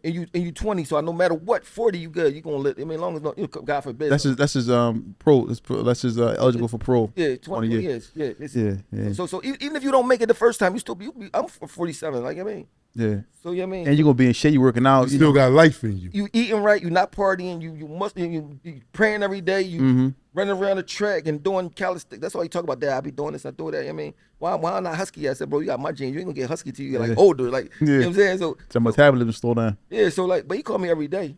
Now he call me every day. You know what I'm saying. So our relationship is like he in jail. God, sorry to say it, but like he been in so long that I'm used to our relationship from him being in jail. Because before he went to jail for this, he was locked up in Glen Mills for 2 years. You know what I'm saying? Oh, so they can't get him from Glen Mills and he was in Glen Mills. He got out and court. I mean, mind you, my son's so respectable and so calm. You would never thought that. No. But this is what I found out. Kids don't do what you say; they do what you do. So you might think like, don't do what I do. They watching. Kids smart. They want to catch you catching wreck. They know you locked up for this and this, so you start blaming yourself for it because it is kind of your fault. You know what I'm saying? And I don't care if you wasn't there when he did it. I don't care if you told him not to do it. If he did it, anything your kids do, it's kind of your fault at a certain point. If you used to do it. Yeah. It was like if you're doing drugs, but you stop now, and your kids start doing drugs later, it's kind of your fault. And even if it's not, you're going to feel like it's your fault. Yeah. Now you lost your other son. Was it a car accident, I believe? Yeah. I was going to ask you something if I could, man. How was it when you got that phone call? It was so crazy because let me start leading up to that, right? So leading up to it, you know how everything's so perfect? Like, man, I'm not like popping. I just bought my Range Rover. I'm in my crib. I go to Vegas, win $27,000. Hit the lottery the day before my son passed away. I hit the lottery. I mean, hit the lottery. Now exactly for how much his funeral cost, right? So that morning he called me, Dad, you hit the lottery? Like, what is it? Like, this, mind you, everybody got a favorite kid. I don't care if they say it or not. I mean, and the favorite kid don't mean you love him more. He's the kid you get along with the most. You mean that you like that know you like, but he know all your ins and outs, your flaws and all this, right? That was him. I mean, his mom was a beauty dude hair, so like when he was born little, I had to always have him. I mean, he's like my first son because I ain't meet Muji till he's 8. I didn't know he was mine till he was like 8, right? But so he was with me since he was born, whatever. I mean, so man, it was like this. He got my same name named after me, same name. You know what I'm saying? So he called me, not knowing the last call he called me was 2 hours before it. What happened? FaceTime. I mean, I remember I was like, why you FaceTime me? I don't like FaceTime. Just call me. Dad, you old. I'm FaceTime. He FaceTime me anyway. So he like the first person I start FaceTiming with, right? So, you know you old. Like, man, I don't FaceTime me for it. I don't want to see you. Just call me. I mean, anyway, he FaceTime me with his girl at Saks, whatever. And it was a guy that got killed by the police. So I was down Frankfurt, not that far from here, like putting a mural on the wall, big ass mural for the girl. Her name Nikki. Shout out to Nikki. She got the boxing gym for the kids to train at and his name. So I'm down there about to reveal the painting for like the news and all that. As soon as I'm about to do it, he said, yo, someone's in an accident. So when I hear accident, I'm thinking like, all right, he cool. I'm not thinking like, you know what I'm saying? So it's like 12 o'clock in the afternoon, something like that. He's like, no, it's kind of bad. So I'm like, what? So I left. Who called you? Told you that? Somebody called my daughter. Okay. My oldest daughter, she was told me like, yo. So she told the other girl that told me like, yo, tell her my brother was in an accident. She crying. I'm like, his daughter's gonna cry about he in an accident, whatever. So, mind you, he just in an accident a year before on Lancaster Avenue. But you know what I'm saying? I ain't thinking nothing wrong with him. Like, come on, you gotta leave. It's bad. So I call his mom. She at the scene of the accident. She in shock. So she like, it's bad. I'm about to go back to work. So she says she's about to go back to work. I'm thinking, oh, it ain't that bad. Like, mom's just her baby. This, you know, our moms and their sons. It's our only son, right? Oh, he cool. I'm still coming. This is my young. I mean, she's like, it's real bad. Oh, I gotta go to work. I can't. She was in shock. She didn't even. Really, she was in shock, bro. She was just messed up, but she didn't even know how bad she was. Like, she know he was going. I'm talking about her. She was like really mentally going. She's going. Mentally going. So I get there. I get there. I'm talking about, I've been around the street, so I know when a sheet over your car. So they said I got out the car. I can't remember it's not all of it, but they had the yellow tape up. I get out the car, go underneath it. But they lift the white sheet up. 10 cops tackle me. Boom. I'm on the ground. Like they like, you don't want to see that because the car was on fire right before I got there. They put it out. Him and his girlfriend was in there, right? I mean, so I just heard some old head walk up and say, "Man, she just called me last night, told me she was pregnant." Right? Then on top of that, my son Muju just called me. It was on his daughter's birthday. So I had his daughter's birthday cake in my car. I mean, so just how crazy the day was. So like, I'm like, I still don't believe it was him. Like, this ain't him. Even though it's his car, and I mean, I'm in denial in my brain. So I want to look in their car. They won't let me. So I wouldn't even get behind the yellow tape. Like, just let them sit right here. So the car right here, I'm sitting right here on the ground. By the car, got a sheet over it. I want to look in it so bad. They're like, bro, the cops like, we're not letting you look in there. So I'm like, mind you, 19 years old, right? So they took it to the morgue. I'm out the morgue. They said, we can't let you see him. We can't let you see him like this. It's going to damage you if you see him like this. So the next morning, they called me to say, he got any tattoos? I said, mind you, must have got my name on him and my birthday, like, I mean, and his mom. So he got my name on him, his mom. Well, his arms are burnt off. Anything else? I'm like, what? So I had to go to the dentist, get his x-rays. You know what I mean? So at first I was kind of being strong. So I told his mom, listen, I'm gonna pay for the funeral. You don't gotta do nothing. I'm gonna send a car for you, all that, right? Then it just started. What fucking me up was when I woke up the next morning, I forgot that it happened. Get in the shower, you know, every routine, get up, get in the shower. I was in the shower, I remember, and it just fucking crumbled me. I started pushing everybody away from me. I don't want no girl, I don't want nothing. I just in the house in the dark, not washing up, nothing, bro. Just like, what? Nobody to kill, because that car is like, I started saying, F God, bro. So I said, God, I don't go. I said, if it's a God, he don't fuck with me, so fuck him. That's how I felt. Bro, I was fucked up. I was about to kill myself, bro. Man, she was like, I was like, yo, yeah, bro. Yeah. Loving somebody, bro. You love somebody more than you love yourself, and they die like that, bro. With a pregnant girlfriend. What can you be afraid of after that? Nothing. That's why I wish a nigga would play with me and say, like I'm gonna be scared of, you know what I'm saying? Like, when you feel the depths of pain for real, bro, you don't give a fuck about getting shot. I've been shot 10 times. That shit hurt 1,000 times more than that, bro. Yeah. So I started going through like a depression thing. I never was depressed. I'm talking about, I've been in all the prisons, all that shit. Never was depressed, ever. I was depressed free on the streets, bro. Stop. I had all this business shit I didn't do none of it. Barely paying my bills, bro. I wasn't washing up, bro. That's how I was, yo. So that's why, but the shit free way when I'm doing to me, I'm like, damn, why y'all doing that shit to me? Y'all know I'm going through some major shit. You know what I'm saying? So, you know what I mean? So I start trying to be strong. Then I got to a point, I had to trick my brain into saying like, without God, I would have never had him. You know what I mean? Making myself like come back to God. I had lost him. Like, man, this shit fucked me up, bro. Then he got a baby. I got to watch. That's 1 month. I got her every day. So this shit looks just like him. Like, seeing her was a reminder, like every day, like a reminder. You know what I'm saying? So it's like, I said, damn, God, you giving me this shit hard, bro. Like, I mean, like, damn, the street shit was enough. That shit was nothing compared to this. So mind you, so as funeral come, you got to be prepared. So I start thinking about all the moms and dads that they lost their kids in Philly that can't pay for the funeral. Yeah. I said, I can't imagine you losing your kid and you can't pay for a funeral. That's the last thing you should have to worry about. You know what I'm saying? Like, I'm lucky so I can pay for a funeral, right? For your kid. Most people don't have life insurance when their kid that's 19. I wasn't thinking about him dying.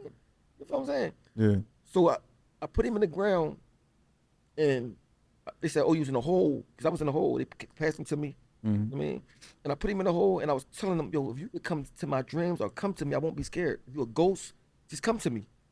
And then, like, right after that, he was on my TV. My TV wasn't on. My daughter was there. My oldest daughter, she the one seen it first. Dad, how is y'all on the picture of me and my son was on my TV? TV was off.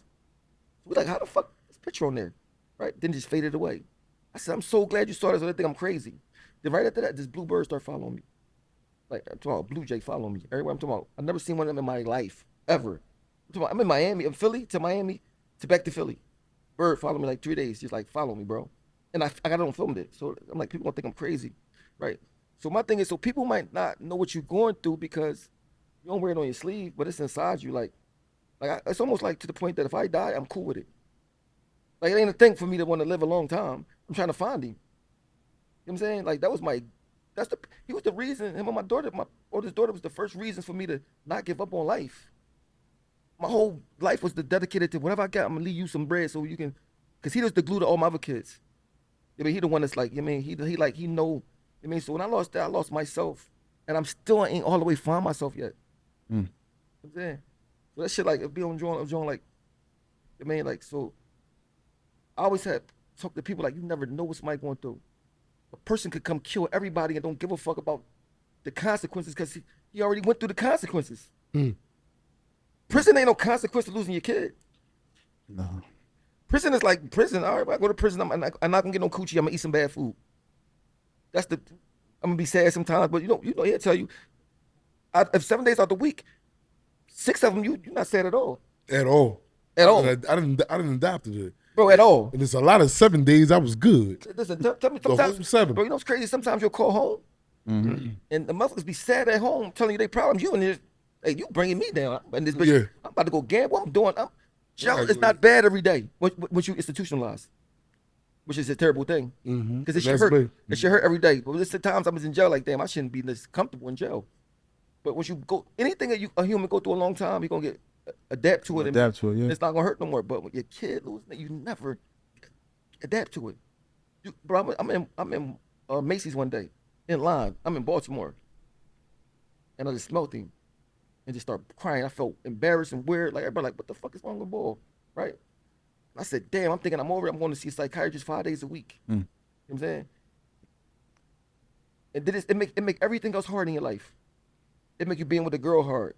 It make you trying to do business hard because you kind of don't give a fuck. Like, kind of like mad that God gave you this thing you can't fix. You know, some things happen to you like, well, I can learn a lesson from all this. That shit is not no lesson to learn. Because no lesson worth learning for what happened. Let me ask you a question, huh? Did that psychiatrist help out? Yeah. It helped. I went to 4 different ones. I mean, it helped out because it was giving me different ways to see it. Like, but Therapy helped me too. So you could recommend therapy to people. you know, I was going to therapy before my son passed. When I got out of prison, I went to therapy. Okay.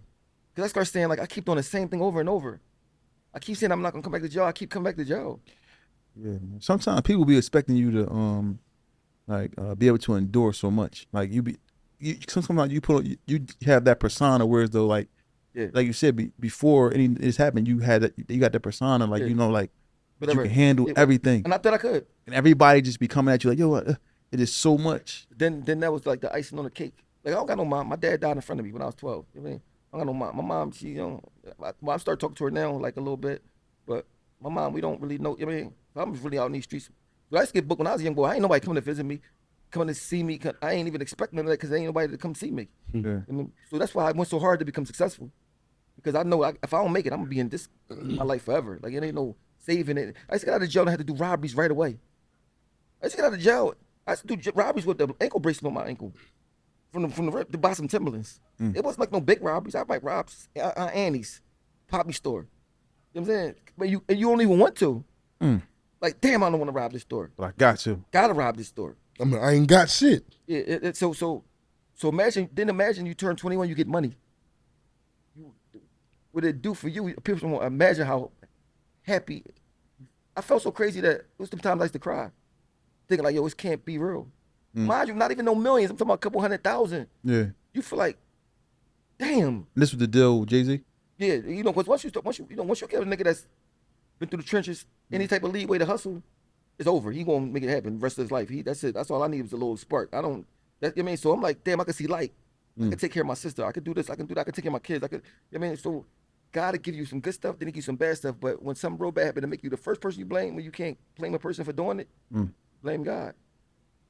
And I was blaming God, and I'm talking about I was disrespectful to God so bad that I'm embarrassed by it now, and it make me scared. Like He gonna do something to me, even though I'm like nothing He really can do to me. That's gonna be. I'll do that. Only real niggas say this though. Only real niggas say what you saying right now. And when I say real, meaning authentic and understand they self.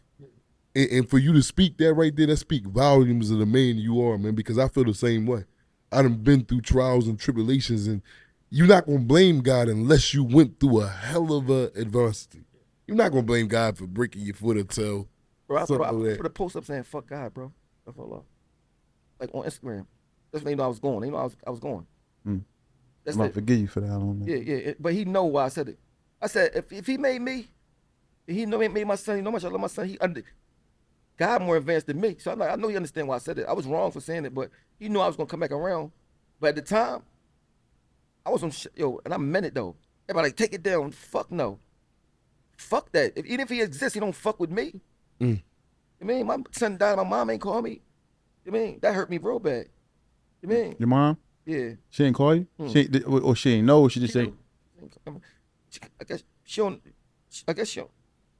No, somebody said they got a mom and they be fabricating or exaggerating. No, my shit was like, my mom ain't call me at all. She ain't say nothing. So I was like, and that's the only time I feel like I needed her to call me. But recently I had to learn to forgive her, because what I learned about forgiving somebody, it take a weight off you, because hating it holds you down a little bit. I mean, and everything not forgivable. But without your mom, you won't be here. Yeah. To have a son in the first place, even if she don't love you, it's nothing like loving somebody that don't love you back. I had to we all come up from a lot of the same ways. Like my mom was, in an addiction. Yeah, mine's too. And I when I used to cry for her a lot when I was a kid. I was always crying. And I start at one point in my time, I started to have like a slight dislike, but when I seen her, it'd go away, and then I'd be like loving her, I'd be begging her to get us together. But my shit was different. You know, my shit was like, I would see her and love her, but I make myself say fuck her to protect myself from being hurt. Yeah. So I like, every son love their mom. I don't give a fuck. The mom. Yeah, I love my mom to death. Listen, your mom don't even gotta fuck with you at all. Love you, mom. Your mom don't gotta fuck with you at all. Right? But I said to diss myself and say fuck her, because I know I feel like she ain't love me. So I'm like, and you putting yourself out there, keep doing it, because you don't got no dad. You looking for that, and it's keep getting you booked, doing dumb shit to you. So I like, fuck. I know I wasn't never lying to myself. I know I love her, but I just know she ain't love me back. And I was like, that was a joint that hurt real bad. But even with that shit, right, you can get over that, because you can fix it. It could be fixed. You lose your kid, it can't be fixed. Can't be fixed. Because they gone. What hurt me so bad when they say fuck God, when I see my granddaughter that never did nothing for nobody, so beautiful, so perfect. Like, she still don't know her dad is dead, bro. She talked to me about it now. We go to the playground when he's coming. She called my phone. She called my phone. I'm in the hotel. She see my man Smitty. Rest in peace, Smitty. He just passed away. She said, Dad. He said, show me Pop. That's my dad right there. Like, no, they ain't. I was like, where he at? So you can't tell her. She just turned 5. You can't tell somebody 4, 3 years old, like, well, he's in heaven, and they don't got the concept of that. They just like, my brother got a dad.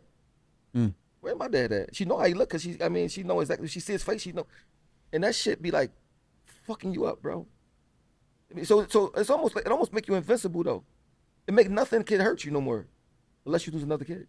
Unless you lose another kid. Bro, let me tell you what I know it's fucked up, bro. I had an electric bike. My son Javier, he turned 16 this month.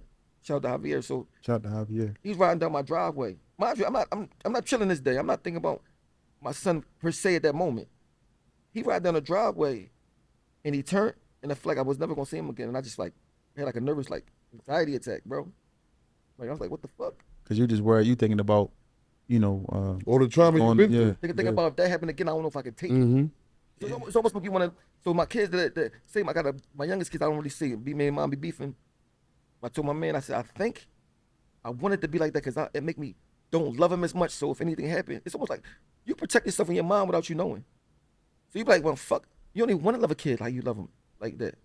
Do you think losing the kid hurt worse than losing the parent? Yes. You expect to lose your parent before you. Mm-hmm. The kid, you see him born, you're responsible for him, you love them, they young, they brand new, they got a lot of life to live in. I mean, I lost my dad in front of me at 12. I mean, and when I lost him, the first thing I thought about how I'm gonna survive. I ain't cried till I was grown. I mean, 12, you still a kid, you worry about yourself. You mean, cause I already been in the foster care system already before that, right? But if I lost my mom, I'd be like, I lost my mom, sad, but you're losing your son. That everything, your whole future is dependent on what you're trying to do is for him. You know what I'm saying? And then while so you gotta remember, my son had his daughter. He living at my house, staying at my house, whatever. One of the daughters since he was 7. Then died when she 1 month and 2 weeks. She's 6 weeks old. Wow. And then you know she'll never have a dad again.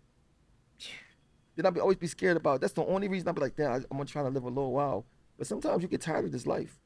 Sometimes you feel like you live too long. Every time I feel like I live too long. My friends did. People that's real like me, I can't date. Everybody this era is so fake and so corny. I mean, you be trying not to, or you might not to smoke somebody because you have no problem. See, it's different if you worry about consequences. God forbid, I don't want to do life. I got stuff to live for. But like, if I did, it won't be like break heartbreaking. I'm like, fucking run it.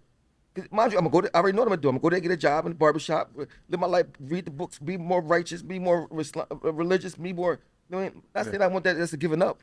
But that's the worst thing that happened to you. That's your consequence. Let me ask you a question though. Like sometimes, right? In our trials and tribulations, we have trials and tribulations, and we go through stuff. How does it feel? Because like you said some things that you wish you didn't say. Yeah. Now you think back on it. How do you feel about everybody calling you like, "Yo, take that down," and you shouldn't be saying this, saying that? I feel like people that told me that they wasn't in the pain I was in, but they cared about you. Yeah. Yo, what saved me the most? Strangers that I did not know. You know how they say social media that's worse and do all this? People sending me messages about them losing their kids bro, they were saving my life and I don't even know them. Most people I didn't even know. Like I ain't doing this alone. Like this happened to other people. It's happened to millions of people. That's why I start saying, you gotta put yourself together. But you notice when a kid died, they only worry about the mom. Father's like an afterthought. Like a pop, whatever. But he a man, he cool. That's always like that. I've noticed that too a lot of times. Like men, we just be like, mind you. Of course, I mean we men, so we supposed to, but still like we hurt too. We got we got emotions and feelings too. And you gotta hide. You gotta keep going. And I had a house. I gotta pay rent. I gotta do this. I gotta pay my car. I got bills. And you don't want to do nothing. You just want to sit in the house. Bro, you shit thousands and thousands of dollars a month. You like, you got it. So I was doing the bare minimum to survive. Nothing else. And mind you, I've been motivated since I was a kid. That's how I got on, being a motivated young boy. I mean, my motivation was going, so I had to find it, and I'm just finding it now. Motivated. 5 years, yes. You might have found your like you the type of person that I see like as far as in this like world that we in, just like a social media world. Yeah. You seem like you be just like you said, they're telling the truth. Like you just speaking like. You know why? You ain't got it. Ain't no. You trying to duck around. It's raw. It's unadulterated rawness. I think because the people that love me, right? They love me how I am. It's nothing like somebody loving you for being fake, but they ain't even you. They ain't not even loving you. I'd rather you hate me for being who I am than love me for the fake me. You know what I'm saying? Why do you think people judge a person like a person may be going through something and people like sometimes count you out like because they're in a different. Are you like you drawn like you tripping like. Hold on, brother. Just niggas like sometimes people might give a person a pass, but shoot the gun at this person. Like, you know what I'm saying? I think it's according if they like you or not. Cause I'm not knocking nobody, but some people are hanging around a certain person that's into certain type of criminal activity, but then this person may make a mistake or something that may not, be wearing clothes that or the right attire or something like that. So somebody. Give the person that they would knowing they doing crime, but to give this person over here a hard way to go because they may not be looking the part or whatever the case may be, or not talking the right way. People give passes to who they want to. It's who they like. So this what it's like. Say somebody like you, they don't like me. We both told, right? Take me on the same case, but they like you. They're like, well, they might nobody won't say nothing about you telling, but they say something about me telling. Because they like, so being like goes a long way. But it's hypocritical. That's being a hypocrite. It is. but that, the world not fair at all. At all. Not at all. Yeah. But the thing is this: you got to be your own champion. Mm. You can't. I mean, if you wait for anybody else to be a champion for you, you would be a waiting ass. You know what I'm saying? but again, on my son, right? So I was with my people's son, right? One day, and he was like, asked me, do I want a water, right? Mm-hmm. And I remember my son always asked me, Dad, you want something to drink? Right? And I had to leave. I started crying. It's like probably like a couple months ago. Mm-hmm. I said, damn, as soon as you think you're really over it, you're not. You're really not. You still like that shit right there.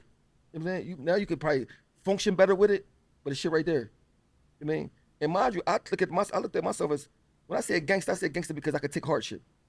Mm. I could be, you could do a murder, you get out and I do life and I'm not telling on you. You out living your life. And I mean, I might say, bro, send me a bean. I'm not gonna, and I won't be having, and I won't feel no way towards you. Mm. I mean, because I'm used to dealing with the hardships of, you know what I mean?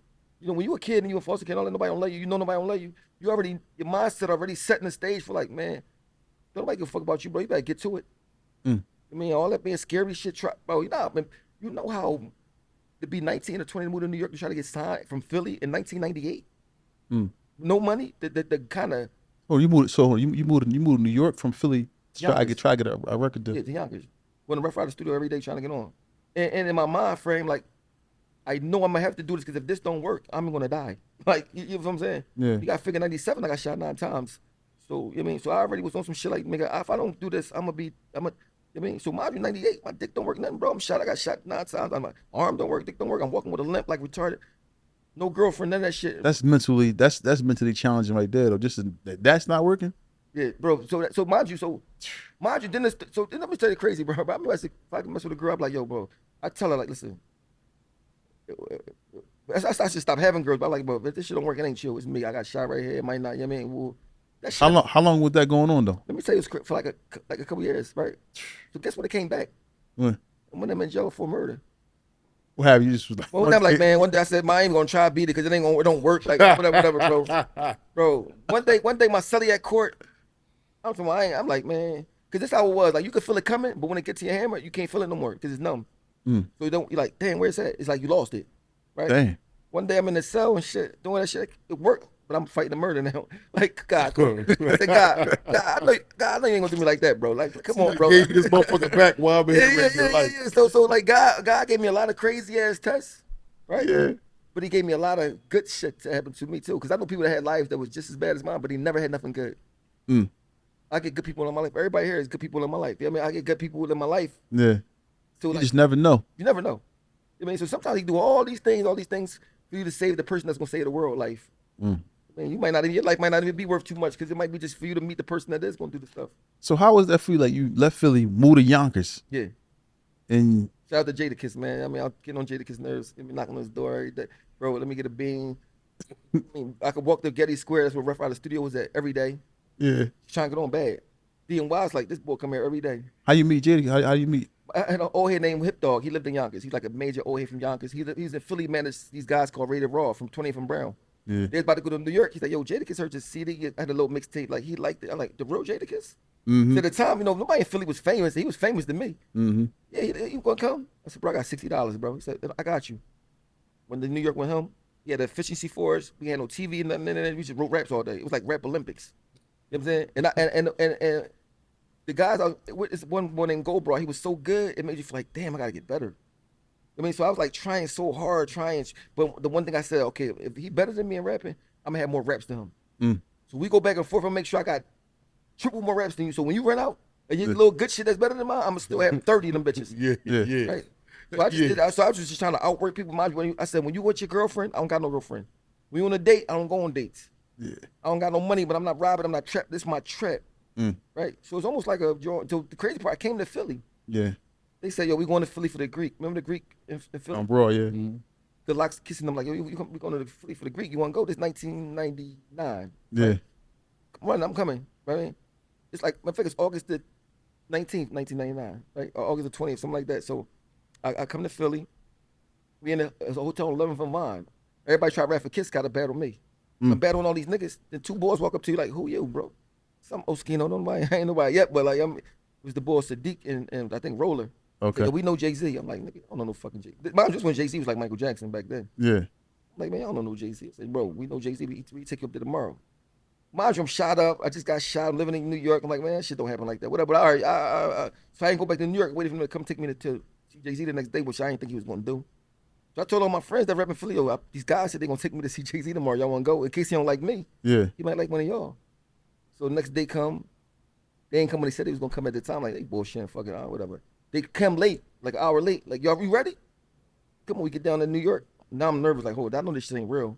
It still ain't real yet. I mean, you know, man, shit don't go right for me like that. You know what I'm saying? We get to the building. We get in there, you got ID. What building was it? Like a Def Jam, but we was at back in the day. Okay. You need ID to get in, I ain't had no ID. All my friends go up there. Not me, I'm downstairs. I see a black guard, like a guard. I said, bro, man, this meeting was for me. My friends with them there, I can't go up there, I have no ID.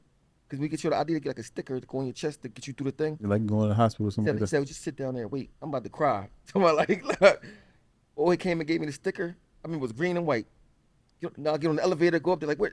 Get up there, it's like a long ass table, like a long ass conference table, like, you mean, all fancy and shit, whatever. I'm like, Jay-Z ain't in there yet. He's walking like, I got 5 minutes. In my head, I've been practicing for 2 years for this shit, nigga. I already know, nigga, like that.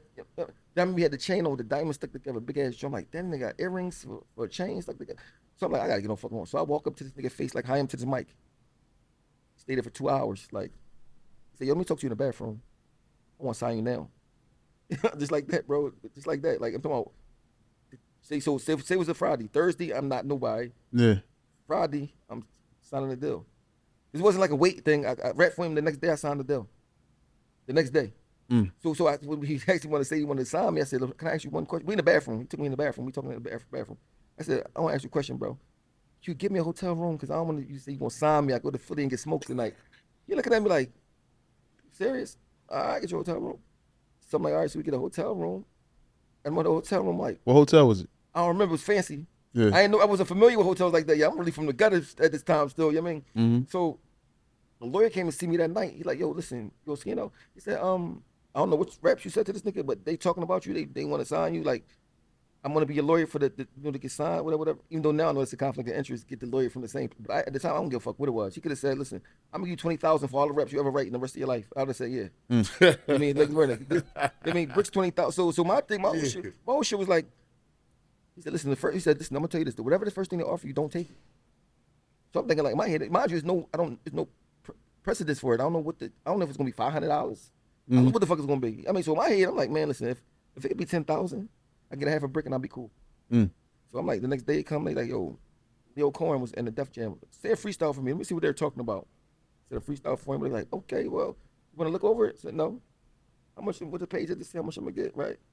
See the deal. I forgot like 700 some thousand, some crazy shit. Right. Well, I see that shit, my heart start beating fast. I'm thinking about to get that shit in my pocket. Like, no, this for the record, but you get this for advance.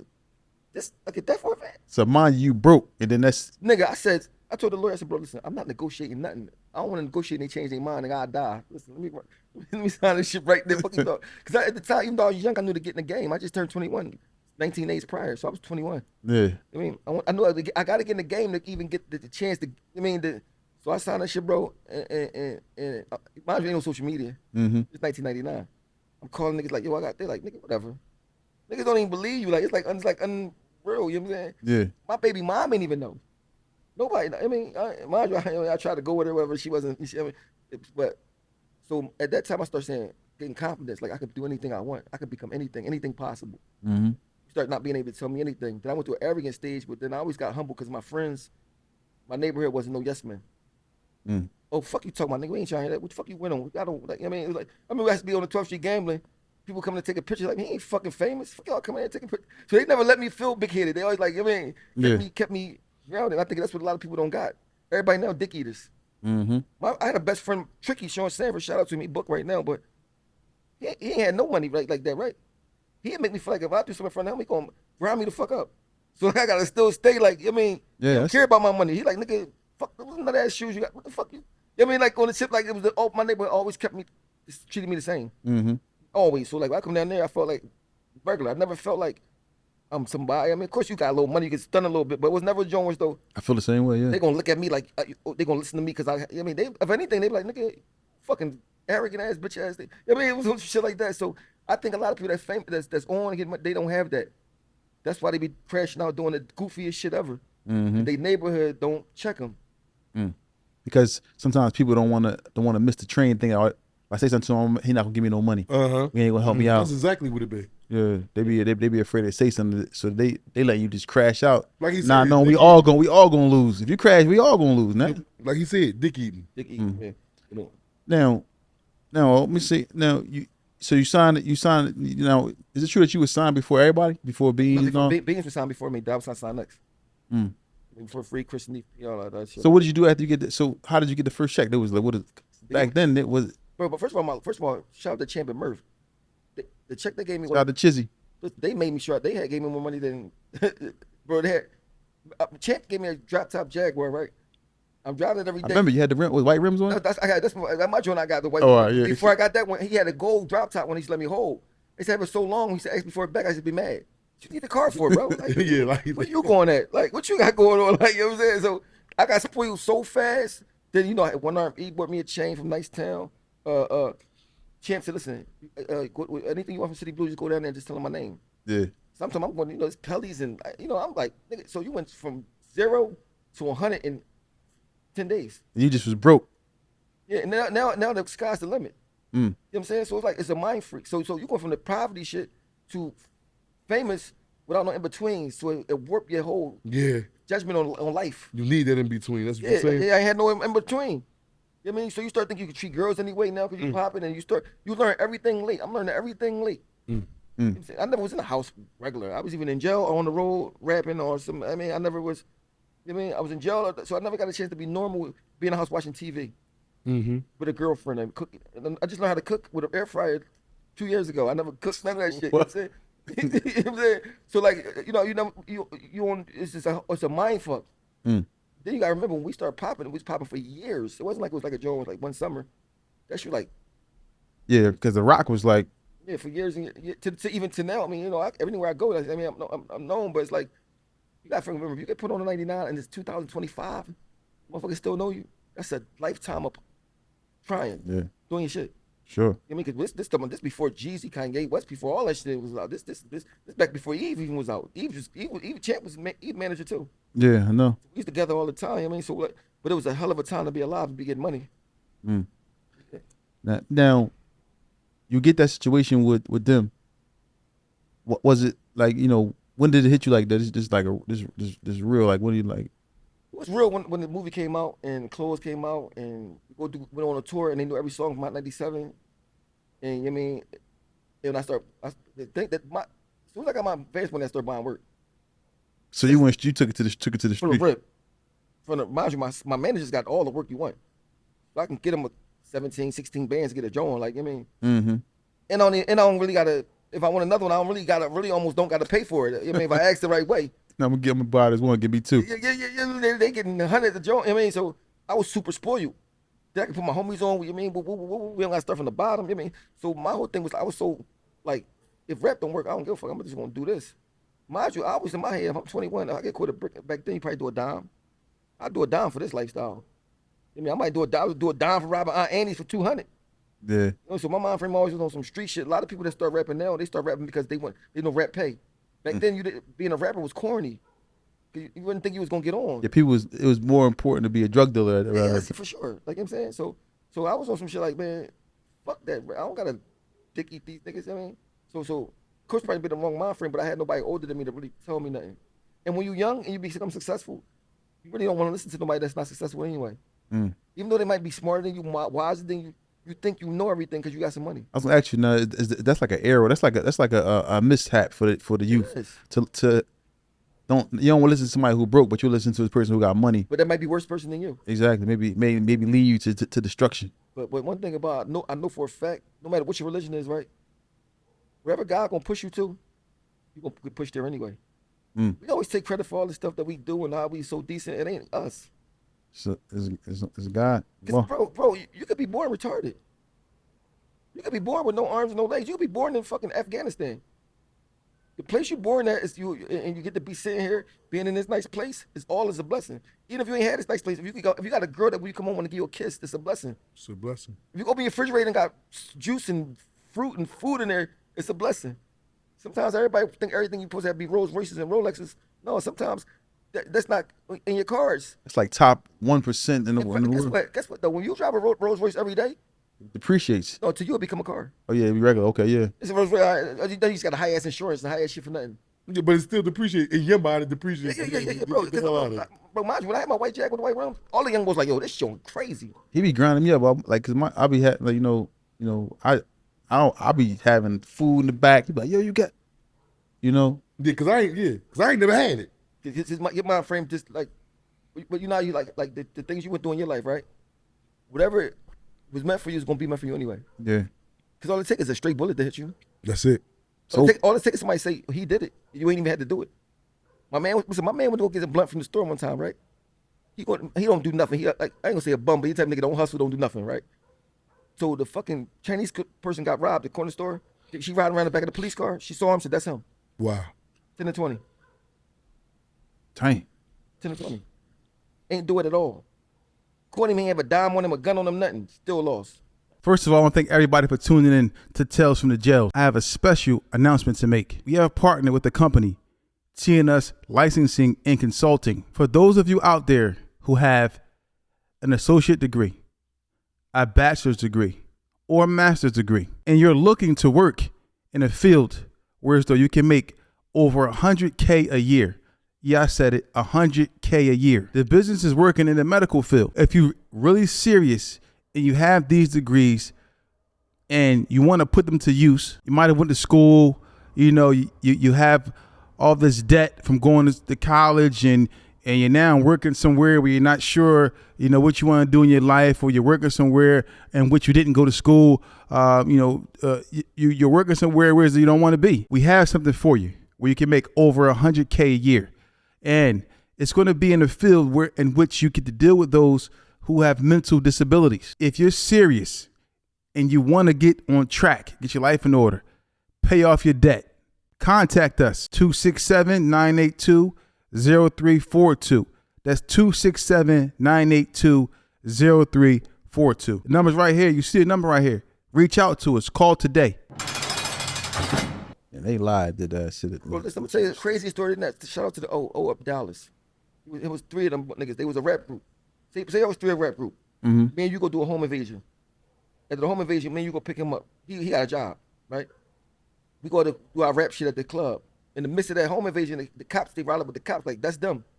They book all three of us, right? Man, we did it. So we go to court, they offer us a deal for 7 out of 15. We like, fuck it, we taking that shit. He ain't do it, so he like, man, I ain't taking no deal for 7 out of 15. He lose, get 50 to 100. Damn. We all up Dallas. Me and you getting out. He still there with 43 years left. Yeah, I seen that with my own eyeballs. Damn. Innocent as a fuck. They was like, yo, bro, we told him you ain't do it, but they ain't give a fuck. Yeah, that's ooh, and you had your fuse and twos that catch it like that. Yeah. Hell of a test. That's what I'm saying. That's a joint like, all right, I'd rather go through some shit on the streets than be sitting there for somebody to do forever. Yeah, it's over. You never come on up. And he still pray. Mm. I don't think I'm gonna pray no more. Pray for what? Maybe he has a, mental aspect where he like, man, he probably like knows more after this life. Yeah, but right now I'm not. I pray then. You like, you just saying your mindset had you like, yeah, I'm gonna be out my damn mind. But you might it might hit you like, man, look, man, like you said, you just said it like that's what was written for me. Yeah, but I'm saying, but I ain't praying to you. If this is written for me, I ain't praying. Why am I praying to you for if this is written for me? Because you never know what happens in the next, But my thing is this: if I like slavery, they was praying still. I'm not praying if I'm a slave, bro. Praying for what? If I was a slave, me and him talk about this all the time. If we slave, like I probably would do something to get myself killed. I'm a fight. I'm beating that Turner. Yeah, I ain't you gonna chop both of these feet off. I'm gonna do something to get myself. At what point are you not scared to die? Yeah, I'm trying to get rape out my there. wife. You gonna cut my legs off? Rape my wife and my kids. Let me just smoke one of y'all. I would feel like a coward if I sat back under that happen. But this is the thing. Imagine if you're born into it, you might not know nothing else. You're right. Monster, the mind It's a state. mind state. You born that you since You birth. see, You know. so your grandfather, your father, they was all trained. So now they listen. You better not. You better say hi to boss when he comes past. I's got it, boss. So you got to really start. I mean, if I was in that situation, I probably would think white people was God. Yeah, 'Cause God must favor them. yeah. They do all the diabolical stuff. They win and they got. You see the picture when the white slave man got his feet on a kid back like it's a table, That was crazy. Yeah, that was barbaric. and the other little kid's fanning him, drinking iced tea with a whip in his hand. Looking at, and it's 50 slaves. He could fuck any one of them. Men or the ladies. Had the kids and sell the kids. That's just crazy. That's it. So that shit's so diabolical. I wish I would pray to God after that if I'm going through that. I'm not praying to nobody. I'm gonna pray to this fucking knife that I'm gonna put in somebody. Fuck, I wish I would pray to you, God. Yeah, I can see myself. Like I said, like it's probably, but like you said, it's the thinking aspect of now. Us looking at that now, but you never know. You never know what Oh, yeah, how I would be thinking that. intimidation factors they have done to your great grandfather. I know niggas now that would go for it. Me too. What, that sit back and let that happen? Yeah. Knowing what they know now? Yeah, Nah. I know a lot of cowards, bro. yeah. I know 1,000 cowards. You see, when you go to prison, you find out who cowards. Yeah, and a whole bunch of. Explain that. Like what you mean? I know niggas that's like so scared they won't come out to the yard. I know niggas that go to PC. I know niggas that start. Upstate? Because I know the county real radical, so people. But upstate more dangerous because like niggas don't got nothing to lose. You up there with all the lifers. County more radical because niggas seeing each other for the first time. They beefing, ain't no separation. You born. But upstate, it might be calm for a week, but when they go down, they go down. Mm-hmm. Well, niggas trying to kill you. Ain't no fucking niggas trying to smoke you. Mm-hmm. What's up with that lock in the sock? Did they do that upstate too? They do that, yeah. But now niggas got bangers. Which thing is worse? Or a banger. I beg to differ. I beg to differ. Oh, I ain't sitting here letting you talk about that banger like that. That lock hit you on Monday. You'll wake up a half hour later and say, is it Friday? We eating burgers and fries today. That lock is different. I'm gonna tell you though, this is according to what kind You of know it's. This niggas up Dallas, they got ice picks from the streets. Yeah, them joints is vicious. That shit going in you like you're done. Oh, you sitting there in front of the sports TV, oblivious to your surroundings, eating your bowl or whatever. And that nigga got that lock. I'm talking about not an amateur lock, not the one that put the lock inside the sock. No, the one that shuts the lock and runs the sock through the lock and make it that short. And you watching TV. Why you watching TV like that though? That's how you been. Niggas, day in the day room, you got a bunch of weirdos. Damn, man. The better ticket. He mad, it's blowing up. Ain't nothing going on right now in his life is him hitting this ticket. He don't even trip about main man. Main man mad. Here go his time. With that lock, I done seen, man.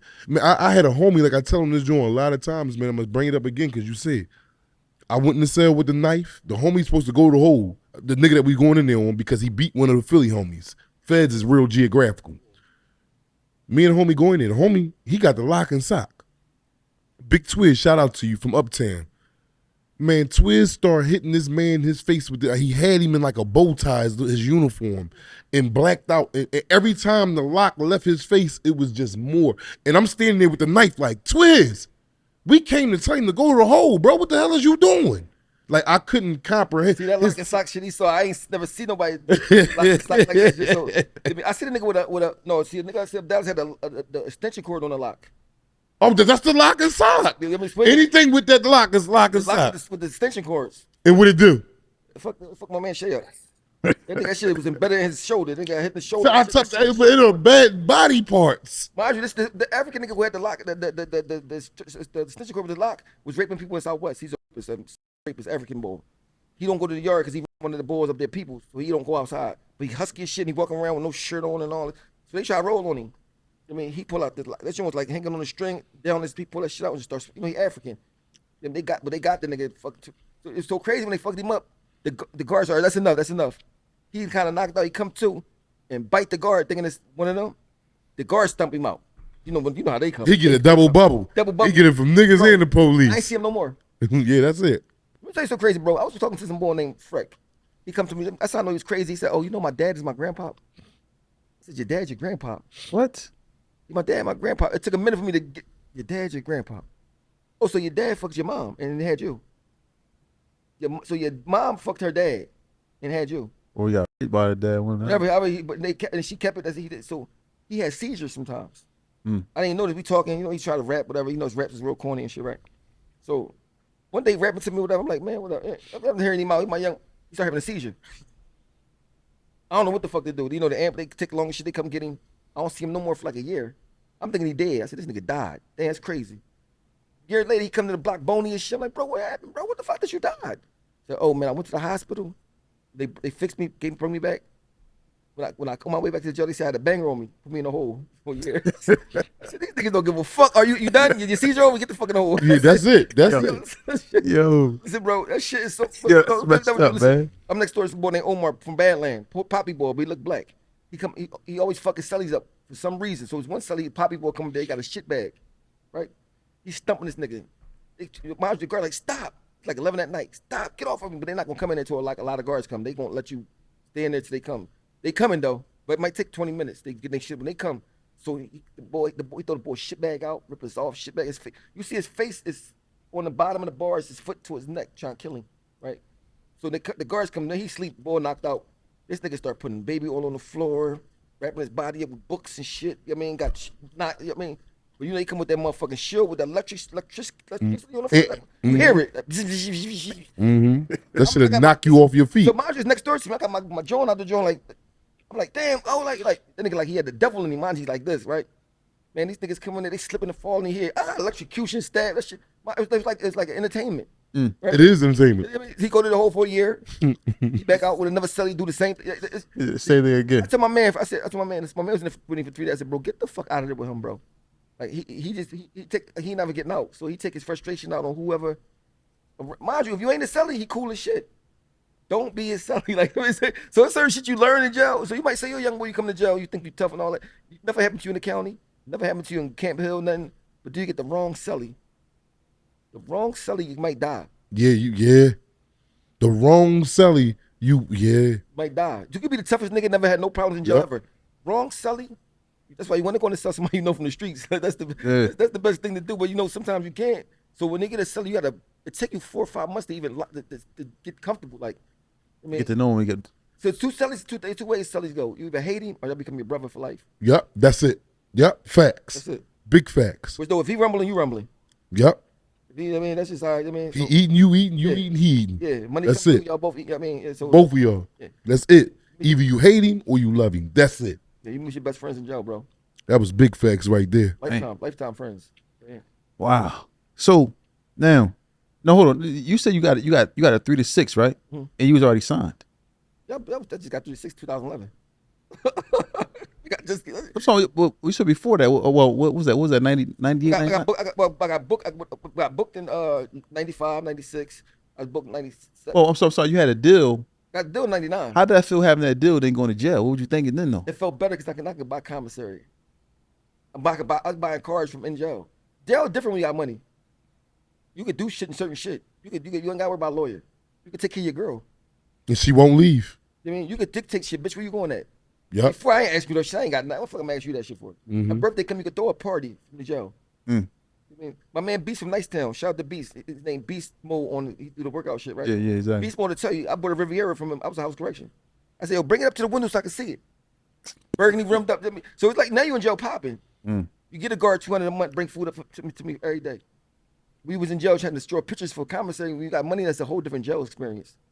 You could pop a CO if you want. You got money. Yeah. She coming to like my boyfriend is a nut. He home and don't got shit. You in here, but it's a whole different vibe.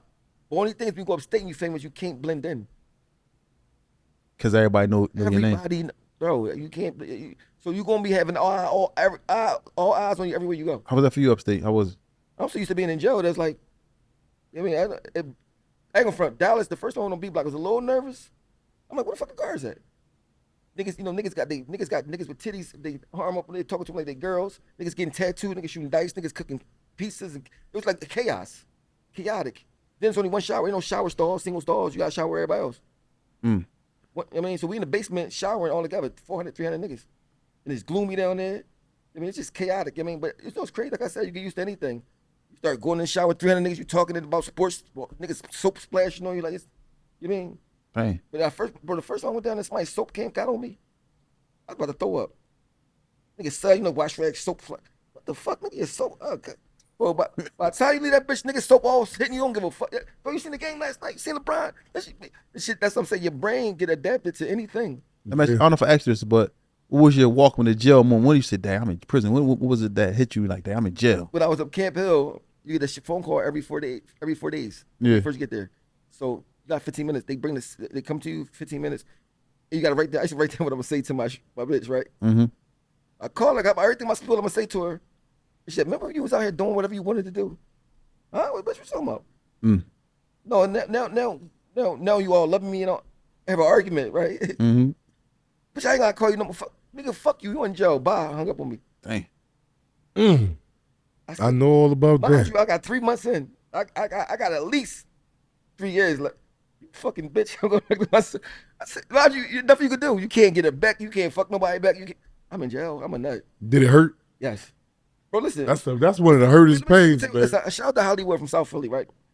I was in Camp Hill. That shit hurt all the way till I got to Dallas. One day they had making beef stew. I said barely could eat, bro. I was so sick. Like, and it wasn't about jealousy, but I can't do nothing back. Like, bitch, I'm getting money out on the street. I can't do nothing back, right? One day I was walking the child. And you got niggas in jail you walk with that they know everything about you. Yeah. How you feeling? What you going on? Everything. So one day they serving chicken, I think, and I'm like, bro, I got my appetite. I'm over that shit. Damn. Feel like I got out of jail, bro. I was like, damn, I mean, but like females, then I start, one day I was in the cell, I started thinking about all the shit I did to her. Mm-hmm. I wrote and said, I apologize for all the shit I did for her. Because, you know, at first it's everything, but you gonna leave mom in jail. It's all about what somebody doing to you. Selfish. Yeah. Do you realize the shit you did to a girl? Like, you like, Just nut shit. Like, oh, I mean, nut. I mean, you get money, you do nut shit, you get money, you think you do anything you want. Mm-hmm. And when I start forgiving, I start learning about forgiving. I start learning about taking like responsibility for the shit I done. Mm-hmm. Because I was going to classes. I'm going to anger management. I'm going to people skills, typewriter skills. I took all these classes you talking about. Yeah, parenting skills. Think before you. What they call it? Think before you something shit. I mean, so I'm in that bitch really trying to like get myself together, and it worked. Rehabilitate. I ain't gonna front, bro. That shit made me. Of course, I ain't perfect, but it made me way to my mouth. I would have never did that on the streets. Got barber license. I mean, I was bettering myself, but then time started going like this. Forget about the streets and be like. But the hardest times is the last 3 months. Cause you know you about to get out, you start being anxious. Like, damn, I hope I don't fuck up. How was that? How was it that day you got out? How was it? My man Nas picked me up, and I'm like, I start feeling like, damn, I'm fatter. I got a bald head. I lost my hair in this bitch. Like, I feel ugly. Like, I feel a little insecure. Cause I wasn't used to not having nothing. Yeah. I mean, cause I had a long run. I'm getting money, so like I'm starting from scratch. Like, I mean, cause even if you got money, if you in jail for 4 years, whatever, you should start leaving. Yeah. So I was like, I got to get to it right away. You know what I mean? So I went straight to truck driving school from the rip. Fuck I wasn't embarrassed. I had ego no more. Yeah. That's why I can tell you the truth. Because once they strip you butt naked in front of the whole block every day, bending over, spreading your ass cheeks every day. You have no ego no more. Ego going. You heard my son just said. I had an ego. I was arrogant. Bro, when you on the block with 50 niggas, y'all butt naked, bending over, and dogs in your cell and all that shit, your ego go away. Yeah. I have no problem walking into. I have no problem getting on the bus if I had to. Not hiding. What's up, y'all? Y'all good? Yeah. I'm gonna fuck. Yeah. I mean, because at the end of the day, when you hustle, you know you're gonna get back anyway. But even if I don't, I will never be embarrassed about it. Because nigga, I know it's really embarrassing when a white nigga in your cell make you spread your ass cheeks. And he looking at you crazy. And he's chewing tobacco, and you want to kill him. But if you say anything wrong, you're not going home. You're gonna get to go to the hole. You can get fucked up and all type of shit. You have no win. No, zero win. Zero. Even if you break his jaw, you're gonna wish you never did for the next 20 years. I mean, so once you go through that shit, you come home like, I go to All-State Truck Driving School and have fun. You know what I'm saying? Conversations is organic and stuff like that. Bro, I don't have no ego, but my ego was gone. But I'm gonna give you how much my ego gone, bro. I was at the cookout not too long ago. It fell in the hole. In front of the Fell in the hole, what you mean? The whole family. The hole was a hole in the ground. I just fell in it. Poof. Oh, I laid there. Some little girl like, are you okay? I said, no, I'm not okay. But I have not one iota of being embarrassed. Yeah. You weren't embarrassed at all. Babe, was I embarrassed? I asked that shit. Said, babe, was I? Man, you just was like, it is what it is, man. Bro, my embarrassment going. I don't have none of that no more. You just embrace everything that come your way. Yeah. And then guess what? But if I am embarrassed, guess what? I can even say I am. Let me ask you a question, though. Did jail teach you anything? Do you think jail taught you things? I'm talking about good stuff. Well, jail won't be here. Jail taught me patience. Joe told me, like, say you in the crib arguing with your girl, I can go downstairs and all night, easy. Yep. Joe told me I don't have to sleep with somebody every night. Some niggas gotta sleep with somebody every night. I don't. I mean, I know how to go somewhere for 5 days and be just like By yourself. bro, I can sit in this room right here with some food for 3 years. No real shit. Like I'm talking about get some food, talk, whatever, but like you learn patience. You learn that everything don't happen fast. Cause jail, nothing happens fast. Nothing at all. Even when you go see parole, it takes 3 months to even get the answer back. You know, county jail is just, man, county jail, you go to jail for 90 days, hold for 90 days. Upstate, you go to jail for, niggas be in jail for 20 years. This niggas that been in the hole before we was born. You know what I'm saying? So, like, you learn patience and you learn how to deal with different personalities. I mean, you might have a celly that's insane, but you know what to say to him or not to say to him. I mean, you just know how to maneuver around the different people. You know what I'm saying? Yeah. And it make you deal with your, just imagine you sitting there all day in the hole somewhere, right? You start thinking about all the shit you did. You start feeling like you did. So you be like, damn, I wish I could have said this to this person. So I remember those times I'm trying to get people address so I could just write them and tell them I'm sorry. The shit I did. I mean, you I'm talking about, nothing like being a nigga getting money, you arrogant. And jail start breaking that shit down off you. Like, nigga. Oh man, break chip by chip, and it's coming off too. Bro, I remember when I first got the grader for it. I mean, I got Armani, this one, I got a Versace drawers. Bro, I didn't know you couldn't keep your drawers. Take them shits off, nigga. You get white drawers. They might be used. Slingshots too. They ain't even. They give boxes sometimes, but they might be used. I was like, these drawers are kind of dingy. Who had these drawers? Like the fuck? You feel what I'm saying? So if you, once they take your Versace off, give you this brown shit. Mind you, know, I got the ugliest color state clothes in America. You said something to me too. You said you ain't been to jail till you got the brown. You ain't got the brown shit on. You mean? Let's go to the feds. But you know, some feds low custody, some high custody. But once you get that brown shit in Pennsylvania, I mean, you know you've been in jail. You know you in jail. Once you get them boots, them joints, and you see niggas out in the yard don't got no money picking up cigarette butts to try to make one cigarette. We see niggas gay that go with people that look normal that's Muslim. You got a boyfriend? What? And the boyfriend is Muslim? Both Dang. Muslim. Yeah. Ain't got muscles and to fuck you up. And you better not get in their You business. better not say nothing. And they might give a quick kiss. All right, babe, I'm about to go to work. Yeah, say something. And again, ladies and gentlemen, this is not a glorification. Yo, this is a joint for you not to go. Yeah. What? Listen, I'm in the yard.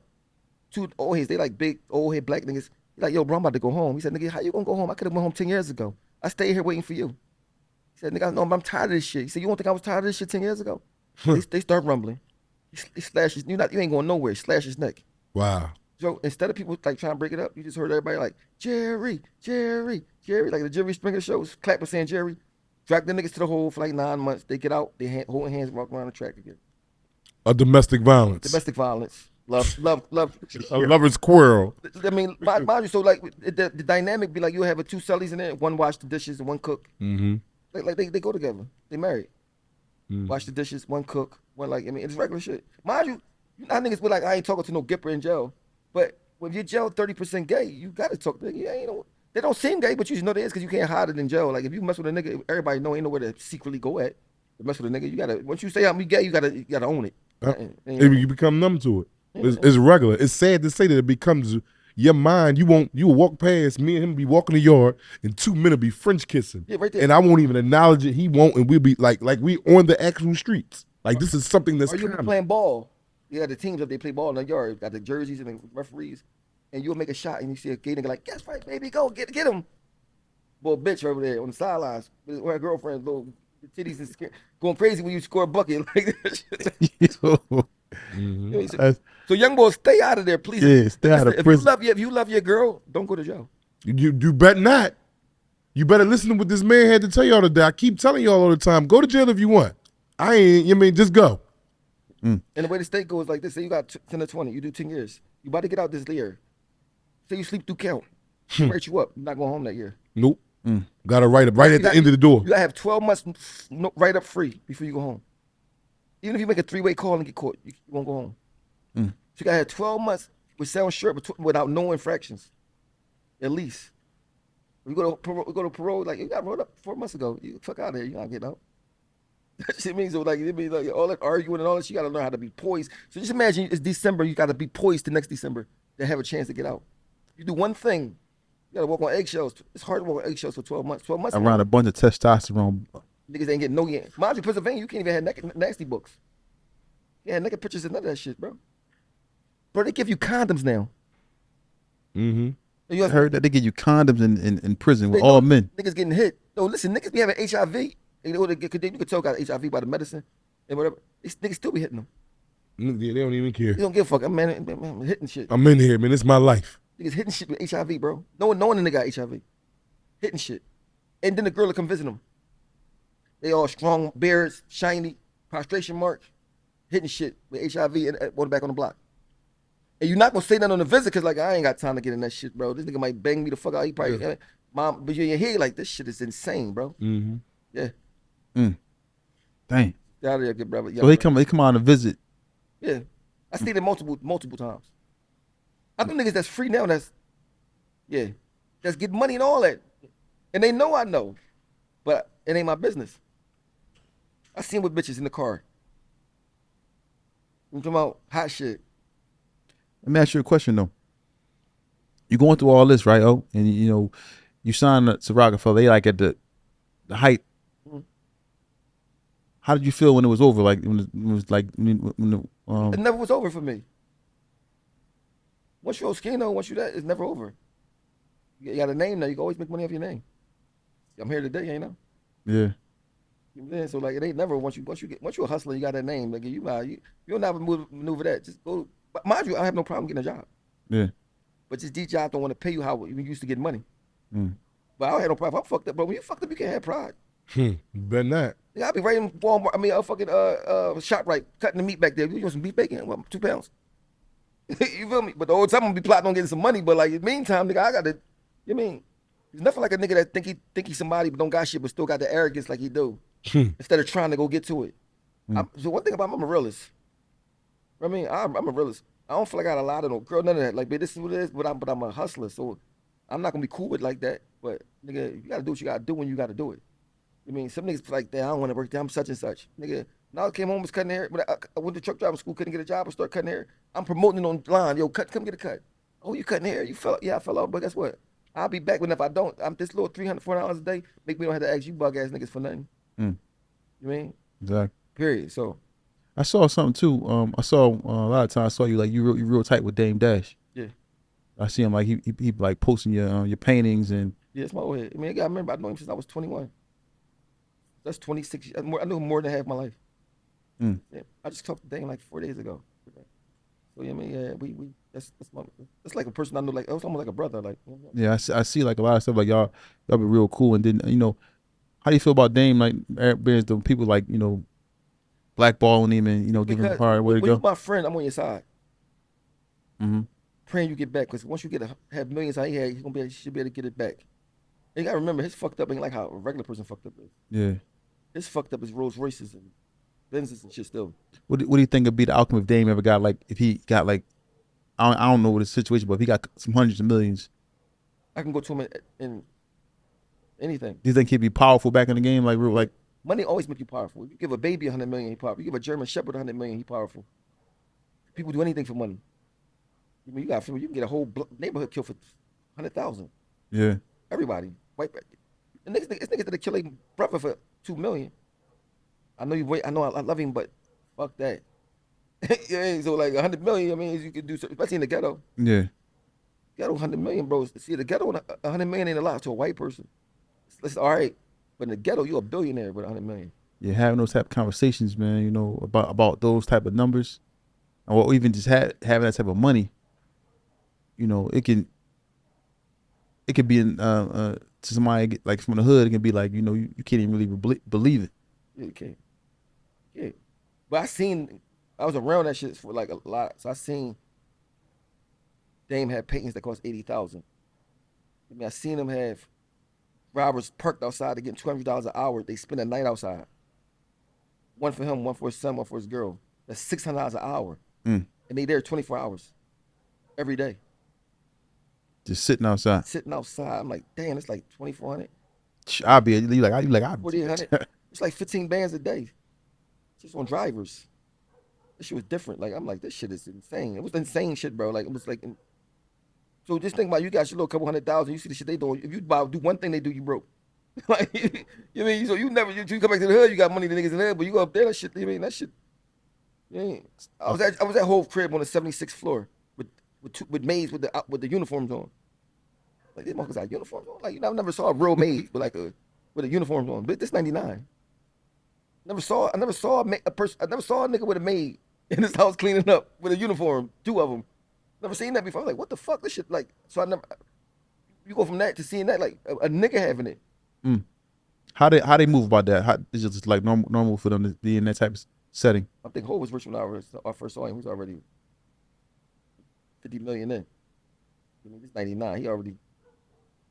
Was he like arrogant with it? Like, yeah, of course. Who wouldn't be? When everybody dick eating.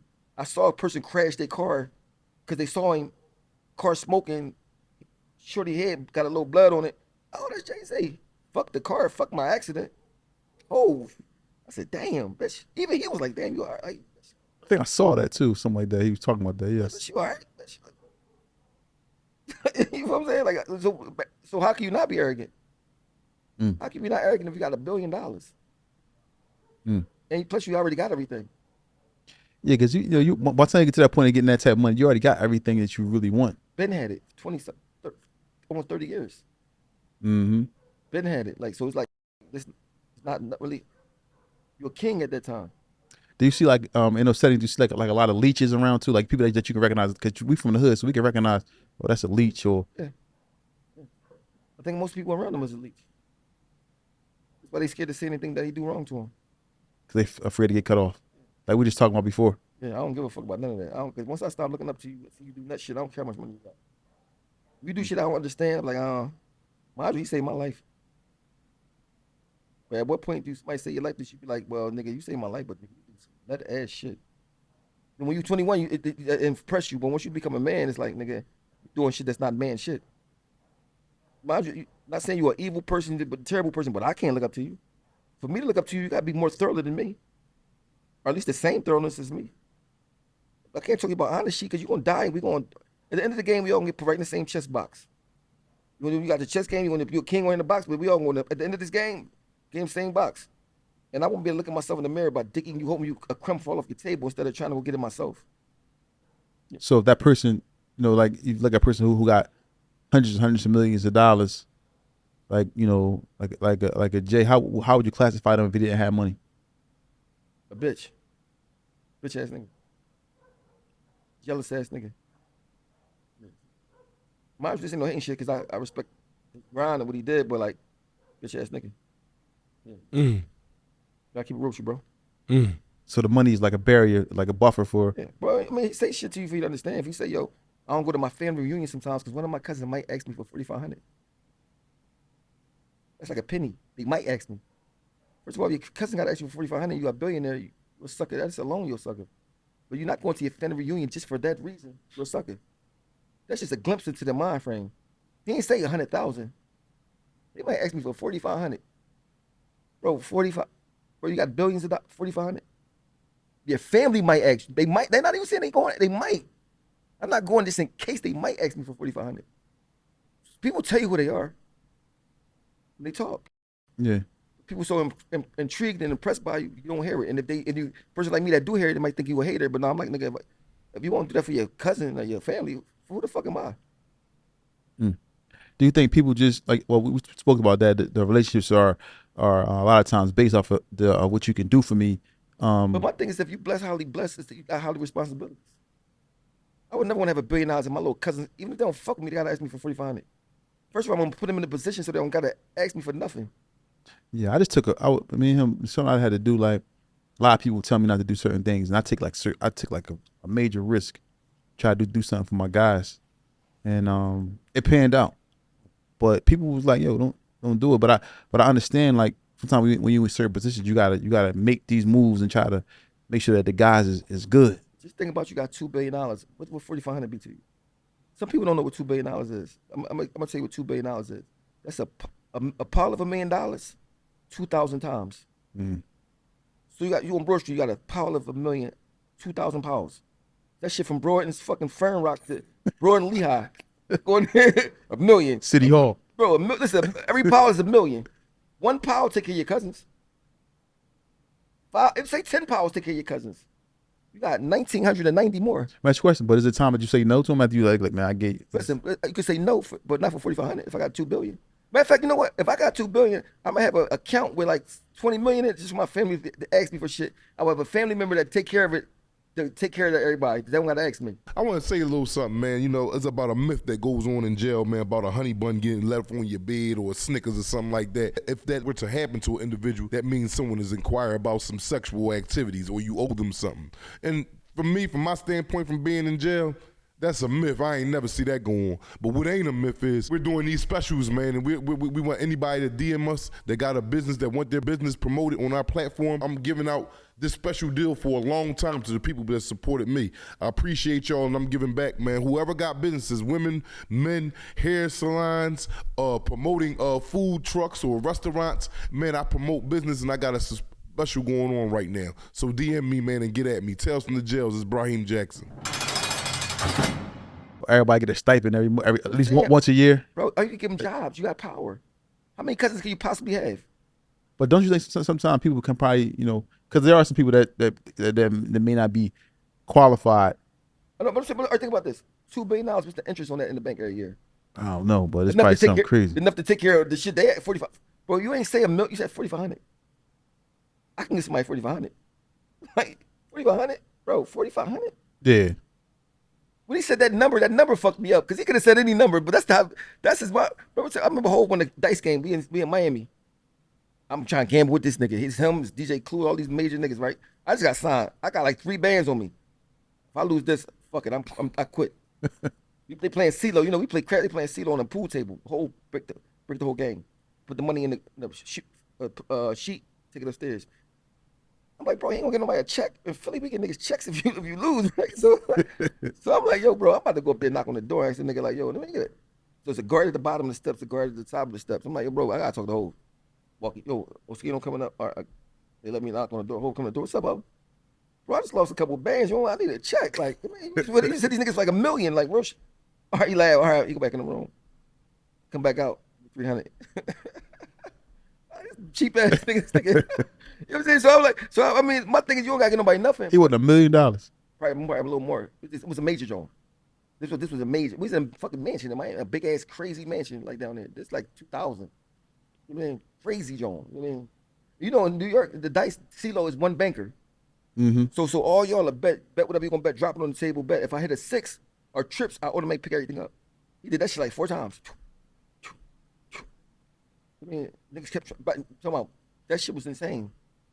I mean, it was on the drawing your first mind frame. I'm gonna rob this nigga. Like, I mean, you know you can't, but like you know if you from the first thing you think, nigga. He put it in the sheet and carried it upstairs. Yeah. And everybody was done. Nobody had no more money. It was crazy. One thing about me, I was always the type of nigga wasn't scared to ask or whatever. I ain't give a fuck. You went extra some money. So what you say when they gave you 300 though? Like, bro, for real. What he say? Oh man, come on, oh, like. I just think, yo. He just won $1 million, man. Come on, he gave me about 3,000. I lost 3,000, bro. He could gave me that back. He don't even know what I lost. He just know he won all the money, so he don't know if I lost 20 or 30,000. He just know he wanted me. So what did he say the next day after he won? I ain't gonna front. The next day, I think we was down there. Maybe this when Aaliyah died. I'm not sure, but you know, we used to have money. We used to have so much fun. Like it was like next day, I probably who knows. I was having. I mean, what they would do is when we recording the album. Like, one time we was in California for a month. I spent like 90,000 at the day. I'm like, yo, why the fuck you spend 90,000? When I found out I could order shit to my room, it was over, bro. I was in the W Hotel. I need some crisps. I need some lamb chops with the raisins. I need 30 days of that shit. They got the bill back. Dame said, yo, what the fuck was you ordering, bro? Mind you, know, they had a club downstairs in the W. Shorty up, you want to give her a bottle over the, yeah. Put it up on room 3. When I learned that shit, put it on my room 308. All right. I was open, bro. Like, yo, you want to give me 300? All right, I got you. I got somebody to spend 300,000. So this what Dame made Dame laugh though. He come in the office like, oh, you know, what was you doing in California, man? You spent like 90,000. I was trying to be like, yo, like this nigga, yo. After that, we go put us away. We can't order the shit to our room no more. Oh, you messing up for everybody. Bro, listen, I'm talking about popping Chris every night. Like you know the hotel, everything extra. So bottle Chris probably 700. Run that shit. Give her one. Nigga, you know that you heard that song? It's Rocafella. We got money. We do. All right, you run that shit. Give me some. You mean? So like people talk about the bad times. The good times was outrageous. So I know you said it never ended, but how did you feel like Like once it was like no more.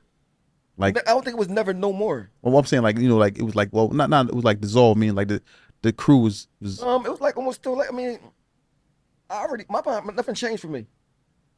Still doing shows. You still nothing really changed because you now it's the time evolving and need a record deal. You can just put that shit on the platforms.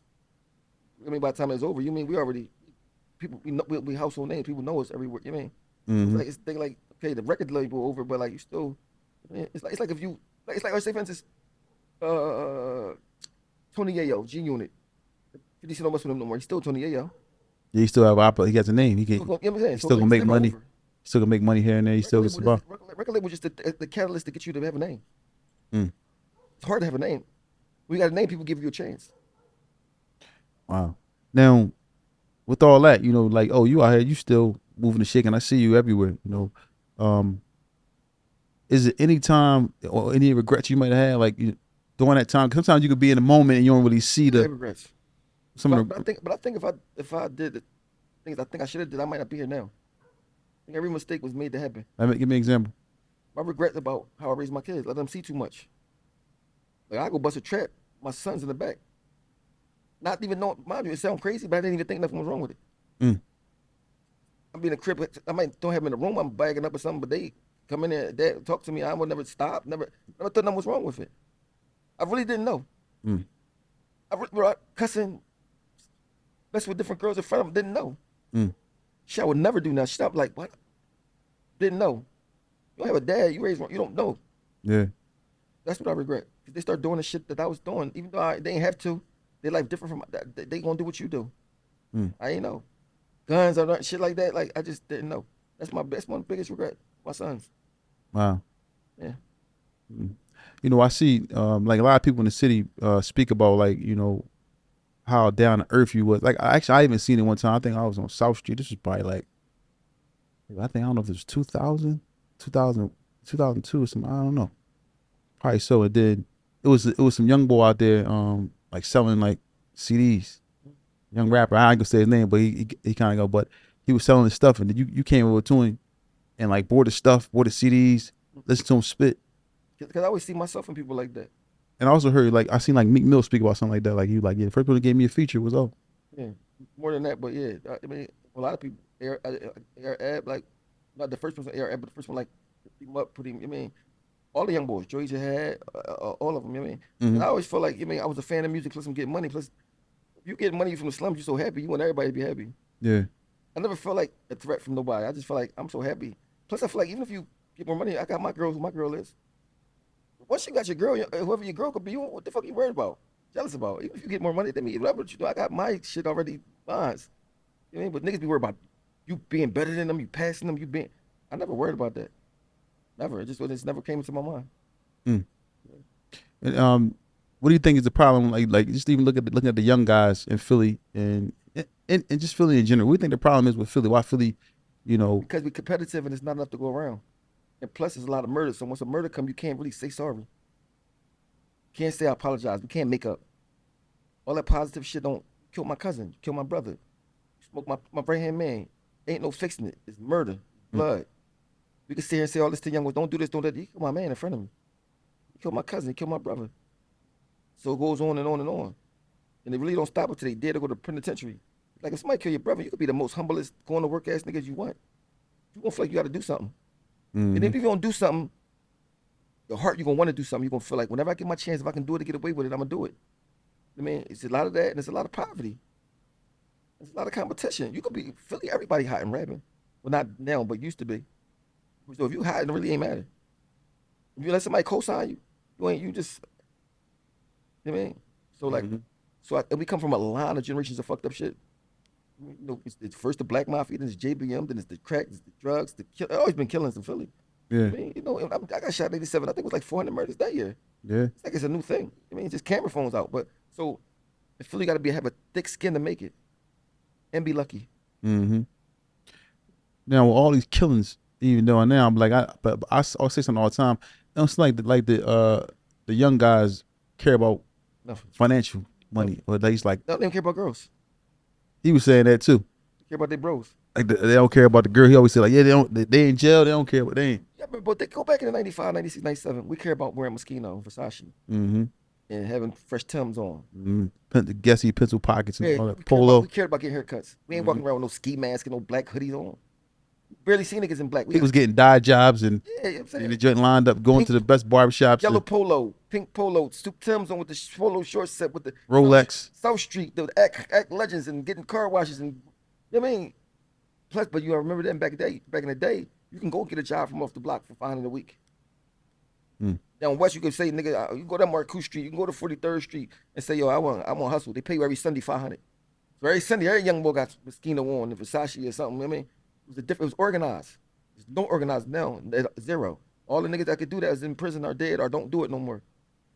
So because mind you, now you can't even be organized. I tell people all the time, like, you know, I learned my best. I learned my organizational skills from the streets. Like, you know, like even in business, a lot of my business acumen comes from the streets. It's the same thing. Like, that's what I'm saying. Like, the best hustlers is the ones who hustle in the street. Like, there's nobody that can compete with us. I'm talking about nobody can compete with you if you hustle in the street, because you already know how to crunch numbers and make it work. Plus, you not work with people, have people skills. The hustle, Yeah. You gotta have people skills, or you gonna die. So you gotta know how to talk to the people coming up. You gotta know what your people need without them asking you. Mm-hmm. So you know your man be fucking money up, but he a killer. And you get money, you might gotta, even though you're not scared of him, you gotta kill him or look out for him. Mm-hmm. But I'm asking you, or he gonna start plotting on you. It's you just gotta know without, you know what I'm saying, if you wanna stay alive. Mm-hmm. You know what I'm saying? You gotta know who gonna tell on you. You gotta know if a nigga love his girl too much, he's not going to jail for too long. I mean, certain shit like, I mean, so like it's a life or death type thing. You gotta look for in the future what might happen next. I mean, shit like that. I mean, so, but the crazy part is none of it's worth it when you're doing that shit. It ain't. It ain't. It ain't. But sometimes the knowledge that you get, sometimes, like you said, that knowledge is like, you know. But you forced into knowing that knowledge. But Yeah. how many niggas fell? Yeah, exactly. How people didn't make it to the finish line. 95%. Got a bunch of time killed. Yeah. So niggas is it worth it? It ain't even worth it. You meet people in prison that's the best people, smartest people, most thorough people ever. Made a mistake. What up? Now they never give it back. It's too late. They probably come out here and run a Fortune 500 company, but it's behind the wall. I was like, man, if I worked at McDonald's, I'd rather work at McDonald's than be here for 20 years. Nigga from McDonald's go home and fuck his girl. You sitting there with that dry dick. Damn, that nigga in the splash station, make Big Macs, flip it, get fries, go home and get some ass. You ain't never get. Smelling like French fries, smelling like grease. Going there, living his best life. Best life compared to you. And you in here can't even get nobody to answer the phone. Wasting time, just in there, just rotting, just slowly dying. You know, so I hope the young boys really paying attention to this and understand. It's not saying it to make you like, I want to hope you make it a deterrent. Mm-hmm. I mean, it's crazy. My son, y'all had to hear my son is currently doing 20 to 40 years, got 7 years and 13 more left to his minimum. I mean, that's 2038. Mm. Then, so, hey, young, how old was you when you did the 20? You was what, 20? Yeah, I was 20. So the same exact thing. Came home 41. So you felt that sentence? No, not you don't. I'm talking from him, like what he said, like that. Yeah, you goddamn right. You goddamn right from his son, right? Yeah, yeah, man. And then the only thing, the other thing that's good, that you know, and I don't know if you want to say is good or not, is he young. He caught it at a young age. Imagine us catching the 20 to 40 right. That's life. We done. Yeah, we done. That's life. If I go out here and do something, they give me 20 to 40 right now. Done. I might as well start killing niggas in there and that. Like I got life. The average back when you might got a couple people 80 and that, you don't be seeing people get to that no more, man. 2025. You probably got a couple 90-year-old. My mom got stage 5 cancer. I didn't even know it was stage 5. She only 64. So 20 to 40 is over for you, young. It's over. Yes. If you in your 40s and you get a 20 to 40, you're finished. You're done. That's it. We would save him like he said. I was happy because he could get a life and they get, you know, we get 45. That's when you start living your best years. 45, 47. He coming, all right, boom, I can end it out. You get it now. You gonna end your life in jail. Even if you make it out of jail, you're gonna be like 70. Yeah, man. You're done. Everybody dead. 70 with nothing. With absolutely nothing. Kids don't even know who you are. You know, it's probably, a lot of niggas do that, be like that. They don't want to get out. They miss parole on purpose. Yeah. They don't got an inkling of what to do. You could deny parole. You can say I ain't going. There's niggas that I ain't going parole. So I'm just gonna listen. Y'all gonna try to kick me out of this joint. I'm staying here. I'm not leaving. Fuck leaving nowhere. I'm 70. All I know. Yeah, I'm done. Go right back in the kitchen. And you want me to go out here at 70, get a job, try to find me a place to stay, feed myself, clothe myself at 70. I'm already adapted to the harsh reality But of being here. I'm gonna tell you the scariest thing though. When you're in prison, you see niggas getting out with no money. That's rapists and killers, and they ain't changed at all. They in jail doing dumb shit, and they about to get out. And society don't even know. They give them $40 the bus ticket, and they done maxed out. That shit is mind you. They going to the community. Nobody know they coming. I be seeing them like, oh, hey, what's up? Like that's the most scary. A lady meet them, don't know they got that glow. Not knowing this nigga's an insane, diabolical Nutcase. Criminal. yeah, Ready to take her under. but nothing. Ain't going back to jail. It's nothing. Ain't about shit. And the thing about it be crazy too, because I know a story like that guy came home like that, and he didn't actually even get the woman he was messing. He got to the kids, to the daughter. It's a lot of that. They mind warp. You gotta remember, some people, if they went to jail 20, they still 20 when they get out, even Yeah. if they're 50. That's how you stop. So you see a girl that's like me, 18, you like her because you still 20, so you 50. Mm-hmm. Yep. Because when you went to jail, you froze. What you call it, mind warp? You froze. You just aging, but you not aging mentally. Unless you're trying to be, you got to be purposely do it. Yeah, you got and that still don't work. Yeah, because you don't know shit. You ain't paying bills. You're not learning nothing. You stuck. You know what I mean? So, You be mad at me a lot, man. Won't you try to do this? Won't you? Man, I get frustrated. Not because I don't want to try it, but it's like, damn, I'm damn near 50. How do I emails and when none of that's the email of I don't know how to do this stuff, man. I don't. Why they can't text it? You talking about an email? What's the sense of it? Like I don't want to do. Imagine them dudes just come home and said that, man. They have no idea what they walking into. They ain't even had cell phones probably back then. Nah, and then gotta get a wife. you have to. Girl. A girl that cares though. Bro, I'm in my crib, right? Even I got out of jail. In my crib, every month, my cable, everything get cut off every month because I don't know to pay it on time. I'm about Same- TV shit off there. Same thing with me. You know how many people living like this right Like, now? go put your shit on automatically pay. I don't know how to do all that. Just how much that shit hurt. Phone off, everything. I mean, you need a wife. My girl told me so much stuff right now. Oh man, I be shocked. Like I think she a genius, but this is regular everyday stuff. I be like, yo, you the smartest girl in the world. She be like, she get on her computer. And I be like, how you do that? That do that? And this is some ABC shit. She looking at me like, boy, she think I'm gonna stop. Leave me alone. I'm like, I'm serious. On my knees and everything. Do that again. Would you hit enter? Dumb shit. Yeah, but yeah, man. That's crazy, bro. Yeah. But yeah, see, that's the award to stay free, baby, because Yeah. you go in here, because just imagine how, you just never know how the world gonna be, but 70 years from now. 20. Fuck, we don't need no 70. A dime from now. Your shit going by fast. Technology right now is like crazy. It's enhancing. Yeah. This might something new coming out. Come on, man. You see the new Tesla coming out next year? With the one to fly? No, the one that got no steering wheel, no. Yeah, so you just sit there, just take you with. I don't think I could do that. But this the thing though. So we say you drop you off here at the podcast, right? While you here, you can go out there and pick up Uber rides, and make you money. make money while you in here. Why you in here? If they come pick you up, you ready to go in the house. That shit crazy. Ain't it? Bro, I was in LA, got in the Uber, picked me up, was nobody in it. If I saw something like that, it had like the steering wheel had like the joint on. Yeah, It was a driver like was easing up, like somebody eased up, the light about to turn, start easing up. Like what the fuck is the steering wheel turning and all? Yeah, that shit, nobody in it. The shit already out. Yeah. So, no, bro, nobody in it. Cause imagine somebody coming home right now who went down when he was like in like 1990. Yeah. He come home now and see this. He like, But I ain't even lie. When I heard about the gram, I kept hearing about the gram. Like, what the fuck is the gram? The gram. I mean, but when you start talking about it in Joe, you don't even know what it is. You be in Joe. yeah. So I came home like, oh, this the gram. Okay, girl. Okay, this the gram. All right. I mean, but because I felt right before the gram started. Mm-hmm. 2011. Like, I mean, so like even me having a little couple years, every year you get lost a little more and more. So if you're doing 20 and 30, you're done. Mm. You mean you're done?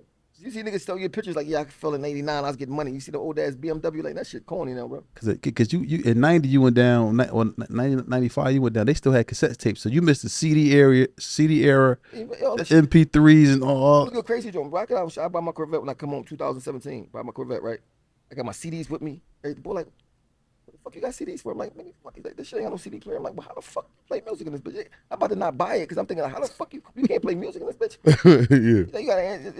You gotta answer the. I said, well, where the spare tire at? Ain't no spare tire. Like, I said, no, it got run flat. What the fuck is that? Like, Yeah. cold nut don't know shit, bro.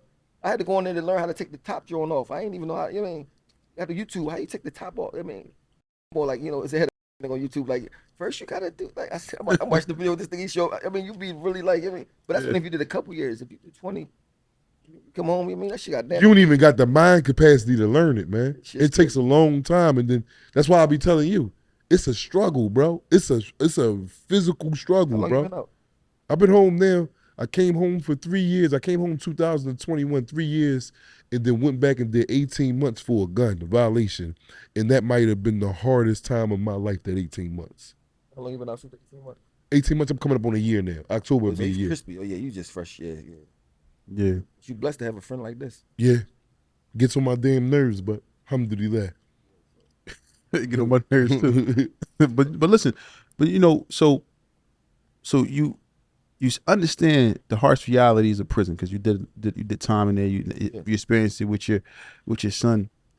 Do you think it's gonna get better or gonna get worse? Like if you had to get an honest opinion, like it's going like so as far as for the youth, as far as people going worse. Donald Trump in office. I mean, in the time that they're giving out was way more than they used to. Way more, boy. They loading them up now. But then Trump passed a law, got a lot of people come home from. That's to release the jails as the time. Let the jails breathe to fill them back up. They reversed it too. They had the juveniles unconstitutional. Yeah. Oh, they reversed it. They reversed it. Yeah. Oh, I remember they made that law in 2012. Yeah, a lot of people, but then you gotta remember this too, though. They might not give you life, but they can make you 75 to 150. That's life. They won't call it life. They won't call that life. You're not getting out at 75. Plus upstate, you ain't no good time, earn time. Whatever you got, that's the minimum. You gonna at least do 75. They just changed the term from life to numbers. Yeah, that's it. Make it sound. You put a dress on. So I just tell the young boys, man, put a dress on. Please, man, just think about it. Put a speed bump between your thoughts and your actions. That's it. I mean, I like the way you just put that. Put a speed bump between your thoughts and actions. Wow. See, I'm old, so if I get booked, it'll hurt me less than if I was 20 with a will.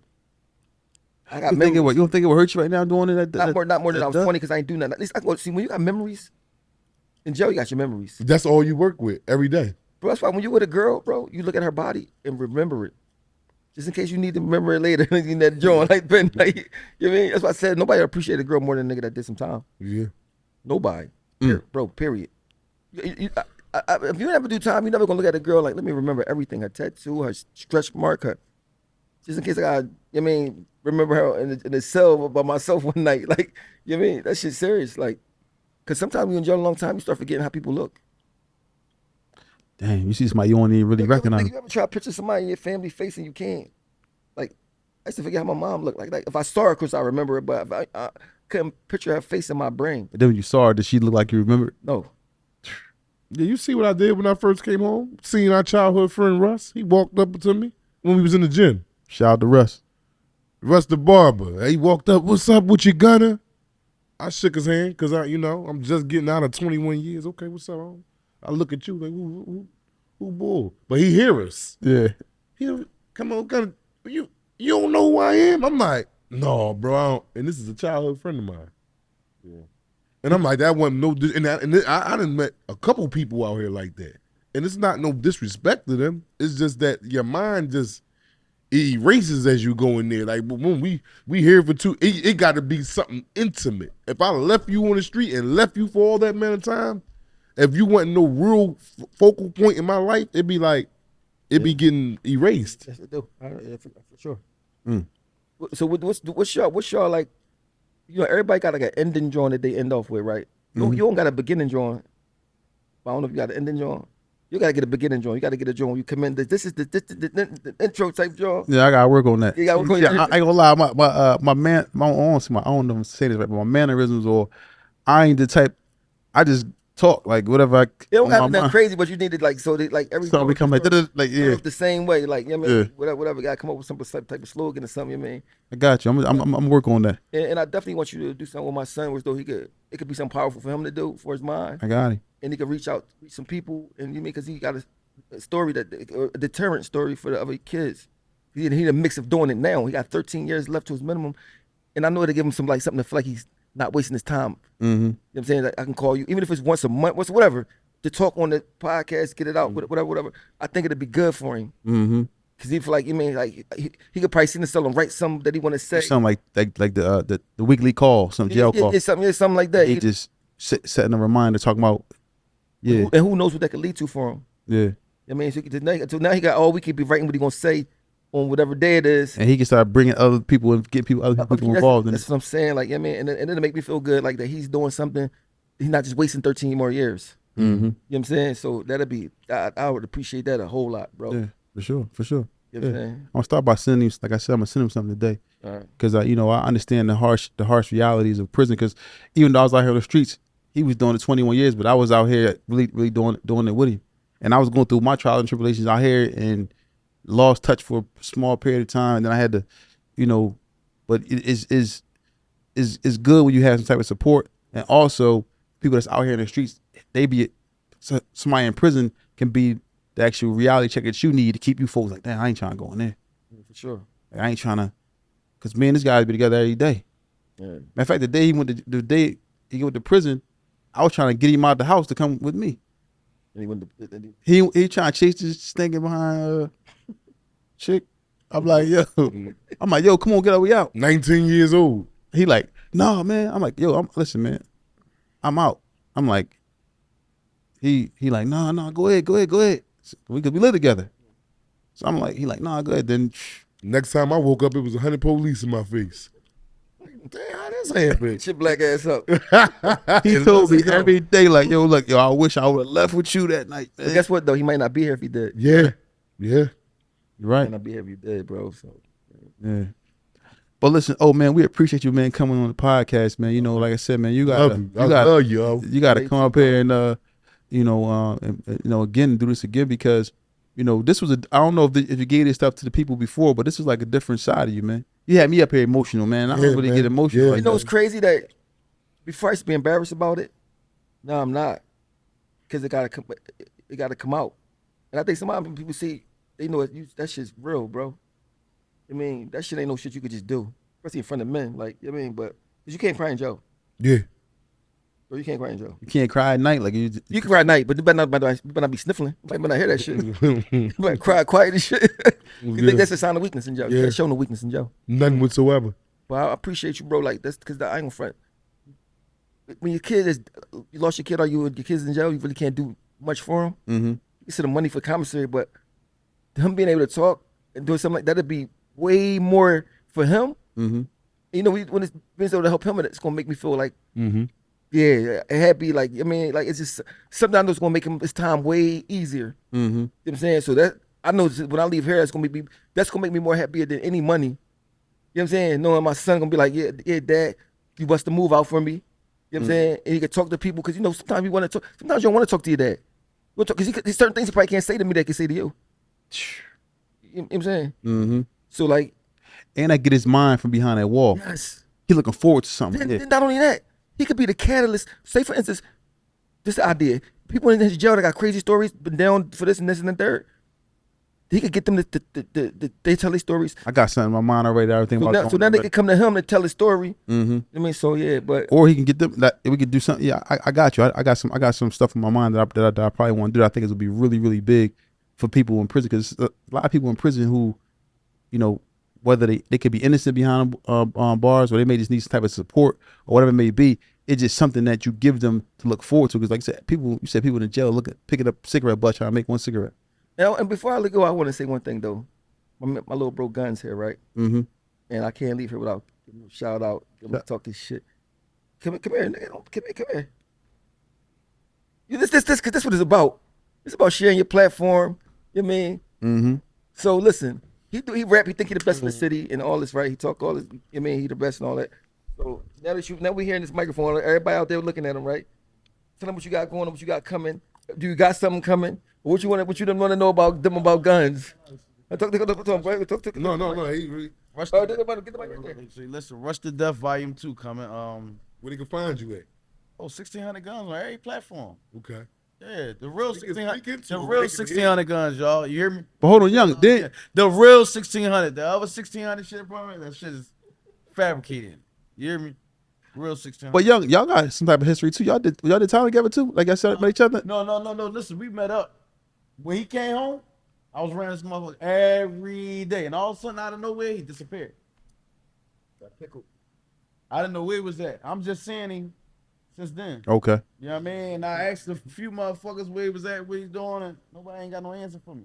Mm. So I've been thinking about it. It's so funny that we met up today because I just thinking about him. Then I seen a car that he had that I liked it. I wanted to buy the fucking car off him. He didn't want to sell a fucking car. So it was a nice joint. Yeah. That we was locked in since then. So that's what I'm saying. Like the thing is, for me, it's always not about me. Yeah. You know what I'm saying? And it's not never just about me. I mean, because who knows? Because a lot of times when you just you and you fall, everybody fall. Mm-hmm. You make everybody around you stronger, then you can't fall. I tell them that all the time. Man. Like certain risk you got to take to try to get people to the next level. Because even they may surpass you, or they may even make it to a level that you want, or maybe be able to be a crutch for you in case you fall. And when you're a real big brother, you even if your little brothers is wild, you love them and you want them to win. Mm-hmm. It'll make you feel real happy and inside and proud. Even if you don't talk about it, you be like, man, I know you facilitated it. You don't got to talk about it. Make you start loving yourself more. Yeah. You know what I mean? So that's what I do it for. So, you know what I mean? I definitely want to, I mean, because he got a strong personality, so everybody won't be able to do with him. But I can, because, I mean, that's why I said the prison give you people skills. Yeah. A lot of it. That's a fact. So you don't get all burnt out. He going to talk crazy, so that's how he talk. It don't bother me at fucking all. You know what I'm saying? Yeah. Because I think it ain't about who the oldest, who the toughest. It's about if you show somebody you love them, the crazy people would be the ones the most loyal. Suckers that act like you crying on. I'd rather you argue with me and be mad at me than you hiding like you mad at me, but you hiding it and it come out in the wrong way.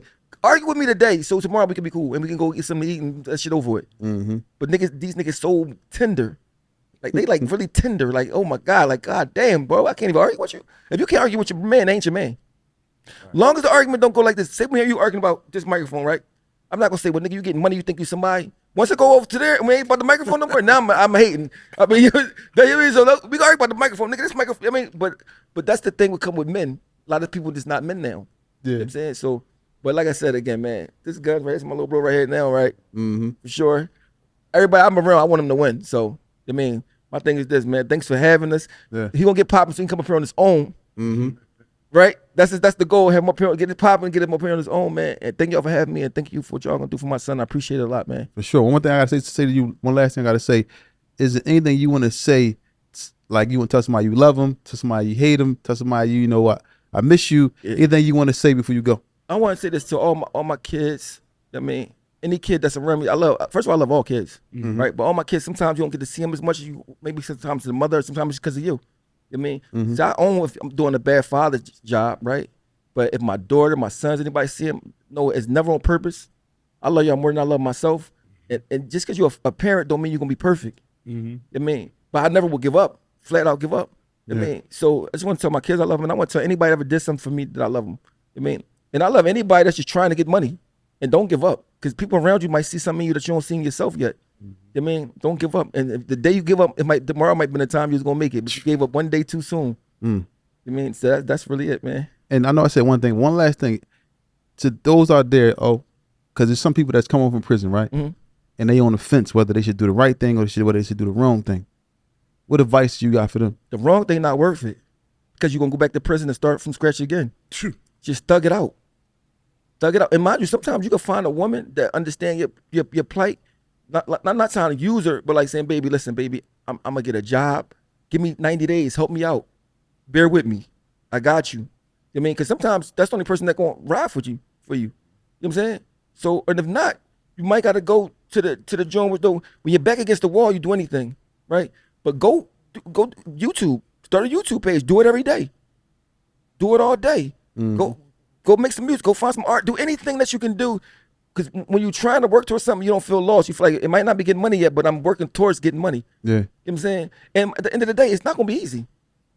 When I seen it wasn't easy for me when I came home and I'm Oschino, I can't imagine how hard it's gonna be for a regular person. So it's made for you to fail. So most people going to fail. And you gotta put God in your life. Sounds cliche, but I talk to God all the time. You could be any religion, and you talk to God, you keep asking him and keep talking to him, even when stuff good, he gonna give you some things that you wouldn't even think possible. You know what I mean? So like, I just tell you, like, I know people say, I believe in God. God is real. I mean, period. And I ain't trying to talk about, I don't care if you Christian, Muslim, Jewish. Somebody made us humans. Don't you want to be cool with him? Don't you? If he can make a whole you, don't you think he'd give you a little blessing for some bread? That ain't nothing. You know what I'm saying? That ain't nothing. He made you. So always believe in God and try to be better and be hard on yourself and tell yourself your flaws. Because we all got flaws. Be honest about your flaws, because if you're not honest about them, you'll never fix them. You know what I mean? So that's what I gotta say. Anything else you want to add, Young, before we go? You want to give him something before we go? Anything else you want to add? No, man. Y'all covered all bases. Shout out to my man Muhammad too here. Muhammad, I mean, we doing some things. Shout out Muhammad. Yeah, I mean, Muhammad, we got this little spot. Where you at, Dot? Shout out to Dot. So That's Dot. inshallah, it will soon look like this. This beautiful. I appreciate that, man. Shout out to Taji Guns. That's Taji Guns right there. Yeah. So you know what I mean? So we. How many cameras they got in there? Oh? I got 15 in here. We only got 2. Y'all got 15 drawers playing. I mean, we got 2. We got to step our game up. Y'all got the little. But listen, man, I appreciate you coming through because sometimes you can have a relationship with somebody like how you get on a phone call with somebody, you kind of in the first minute, 30 seconds you can feel. Yeah. Man, you was talking on FaceTime. I don't know what 4 or 5 times. Yeah. I'm like, I'm calling you. It's organic. It's easy. Yeah. Being thorough is easy if you thorough. Yeah. When you're not thorough, it's hard to be. He's hard to be. You're gonna show cracks. Cause you trying to be. You're trying to be something that you ain't. And a nigga that's thorough always could tell him when a nigga just being honest. He ain't trying to say I got this, I got that, I'm better than you. Man, fuck it. Let's get some money. Let's try to get more money. Let's try to be better as people. But everybody ain't get to that point yet. Still got that ego and that arrogance and that I want to be better than you. So listen, man, y'all heard it here first. It's Tales from the Jails, and we out.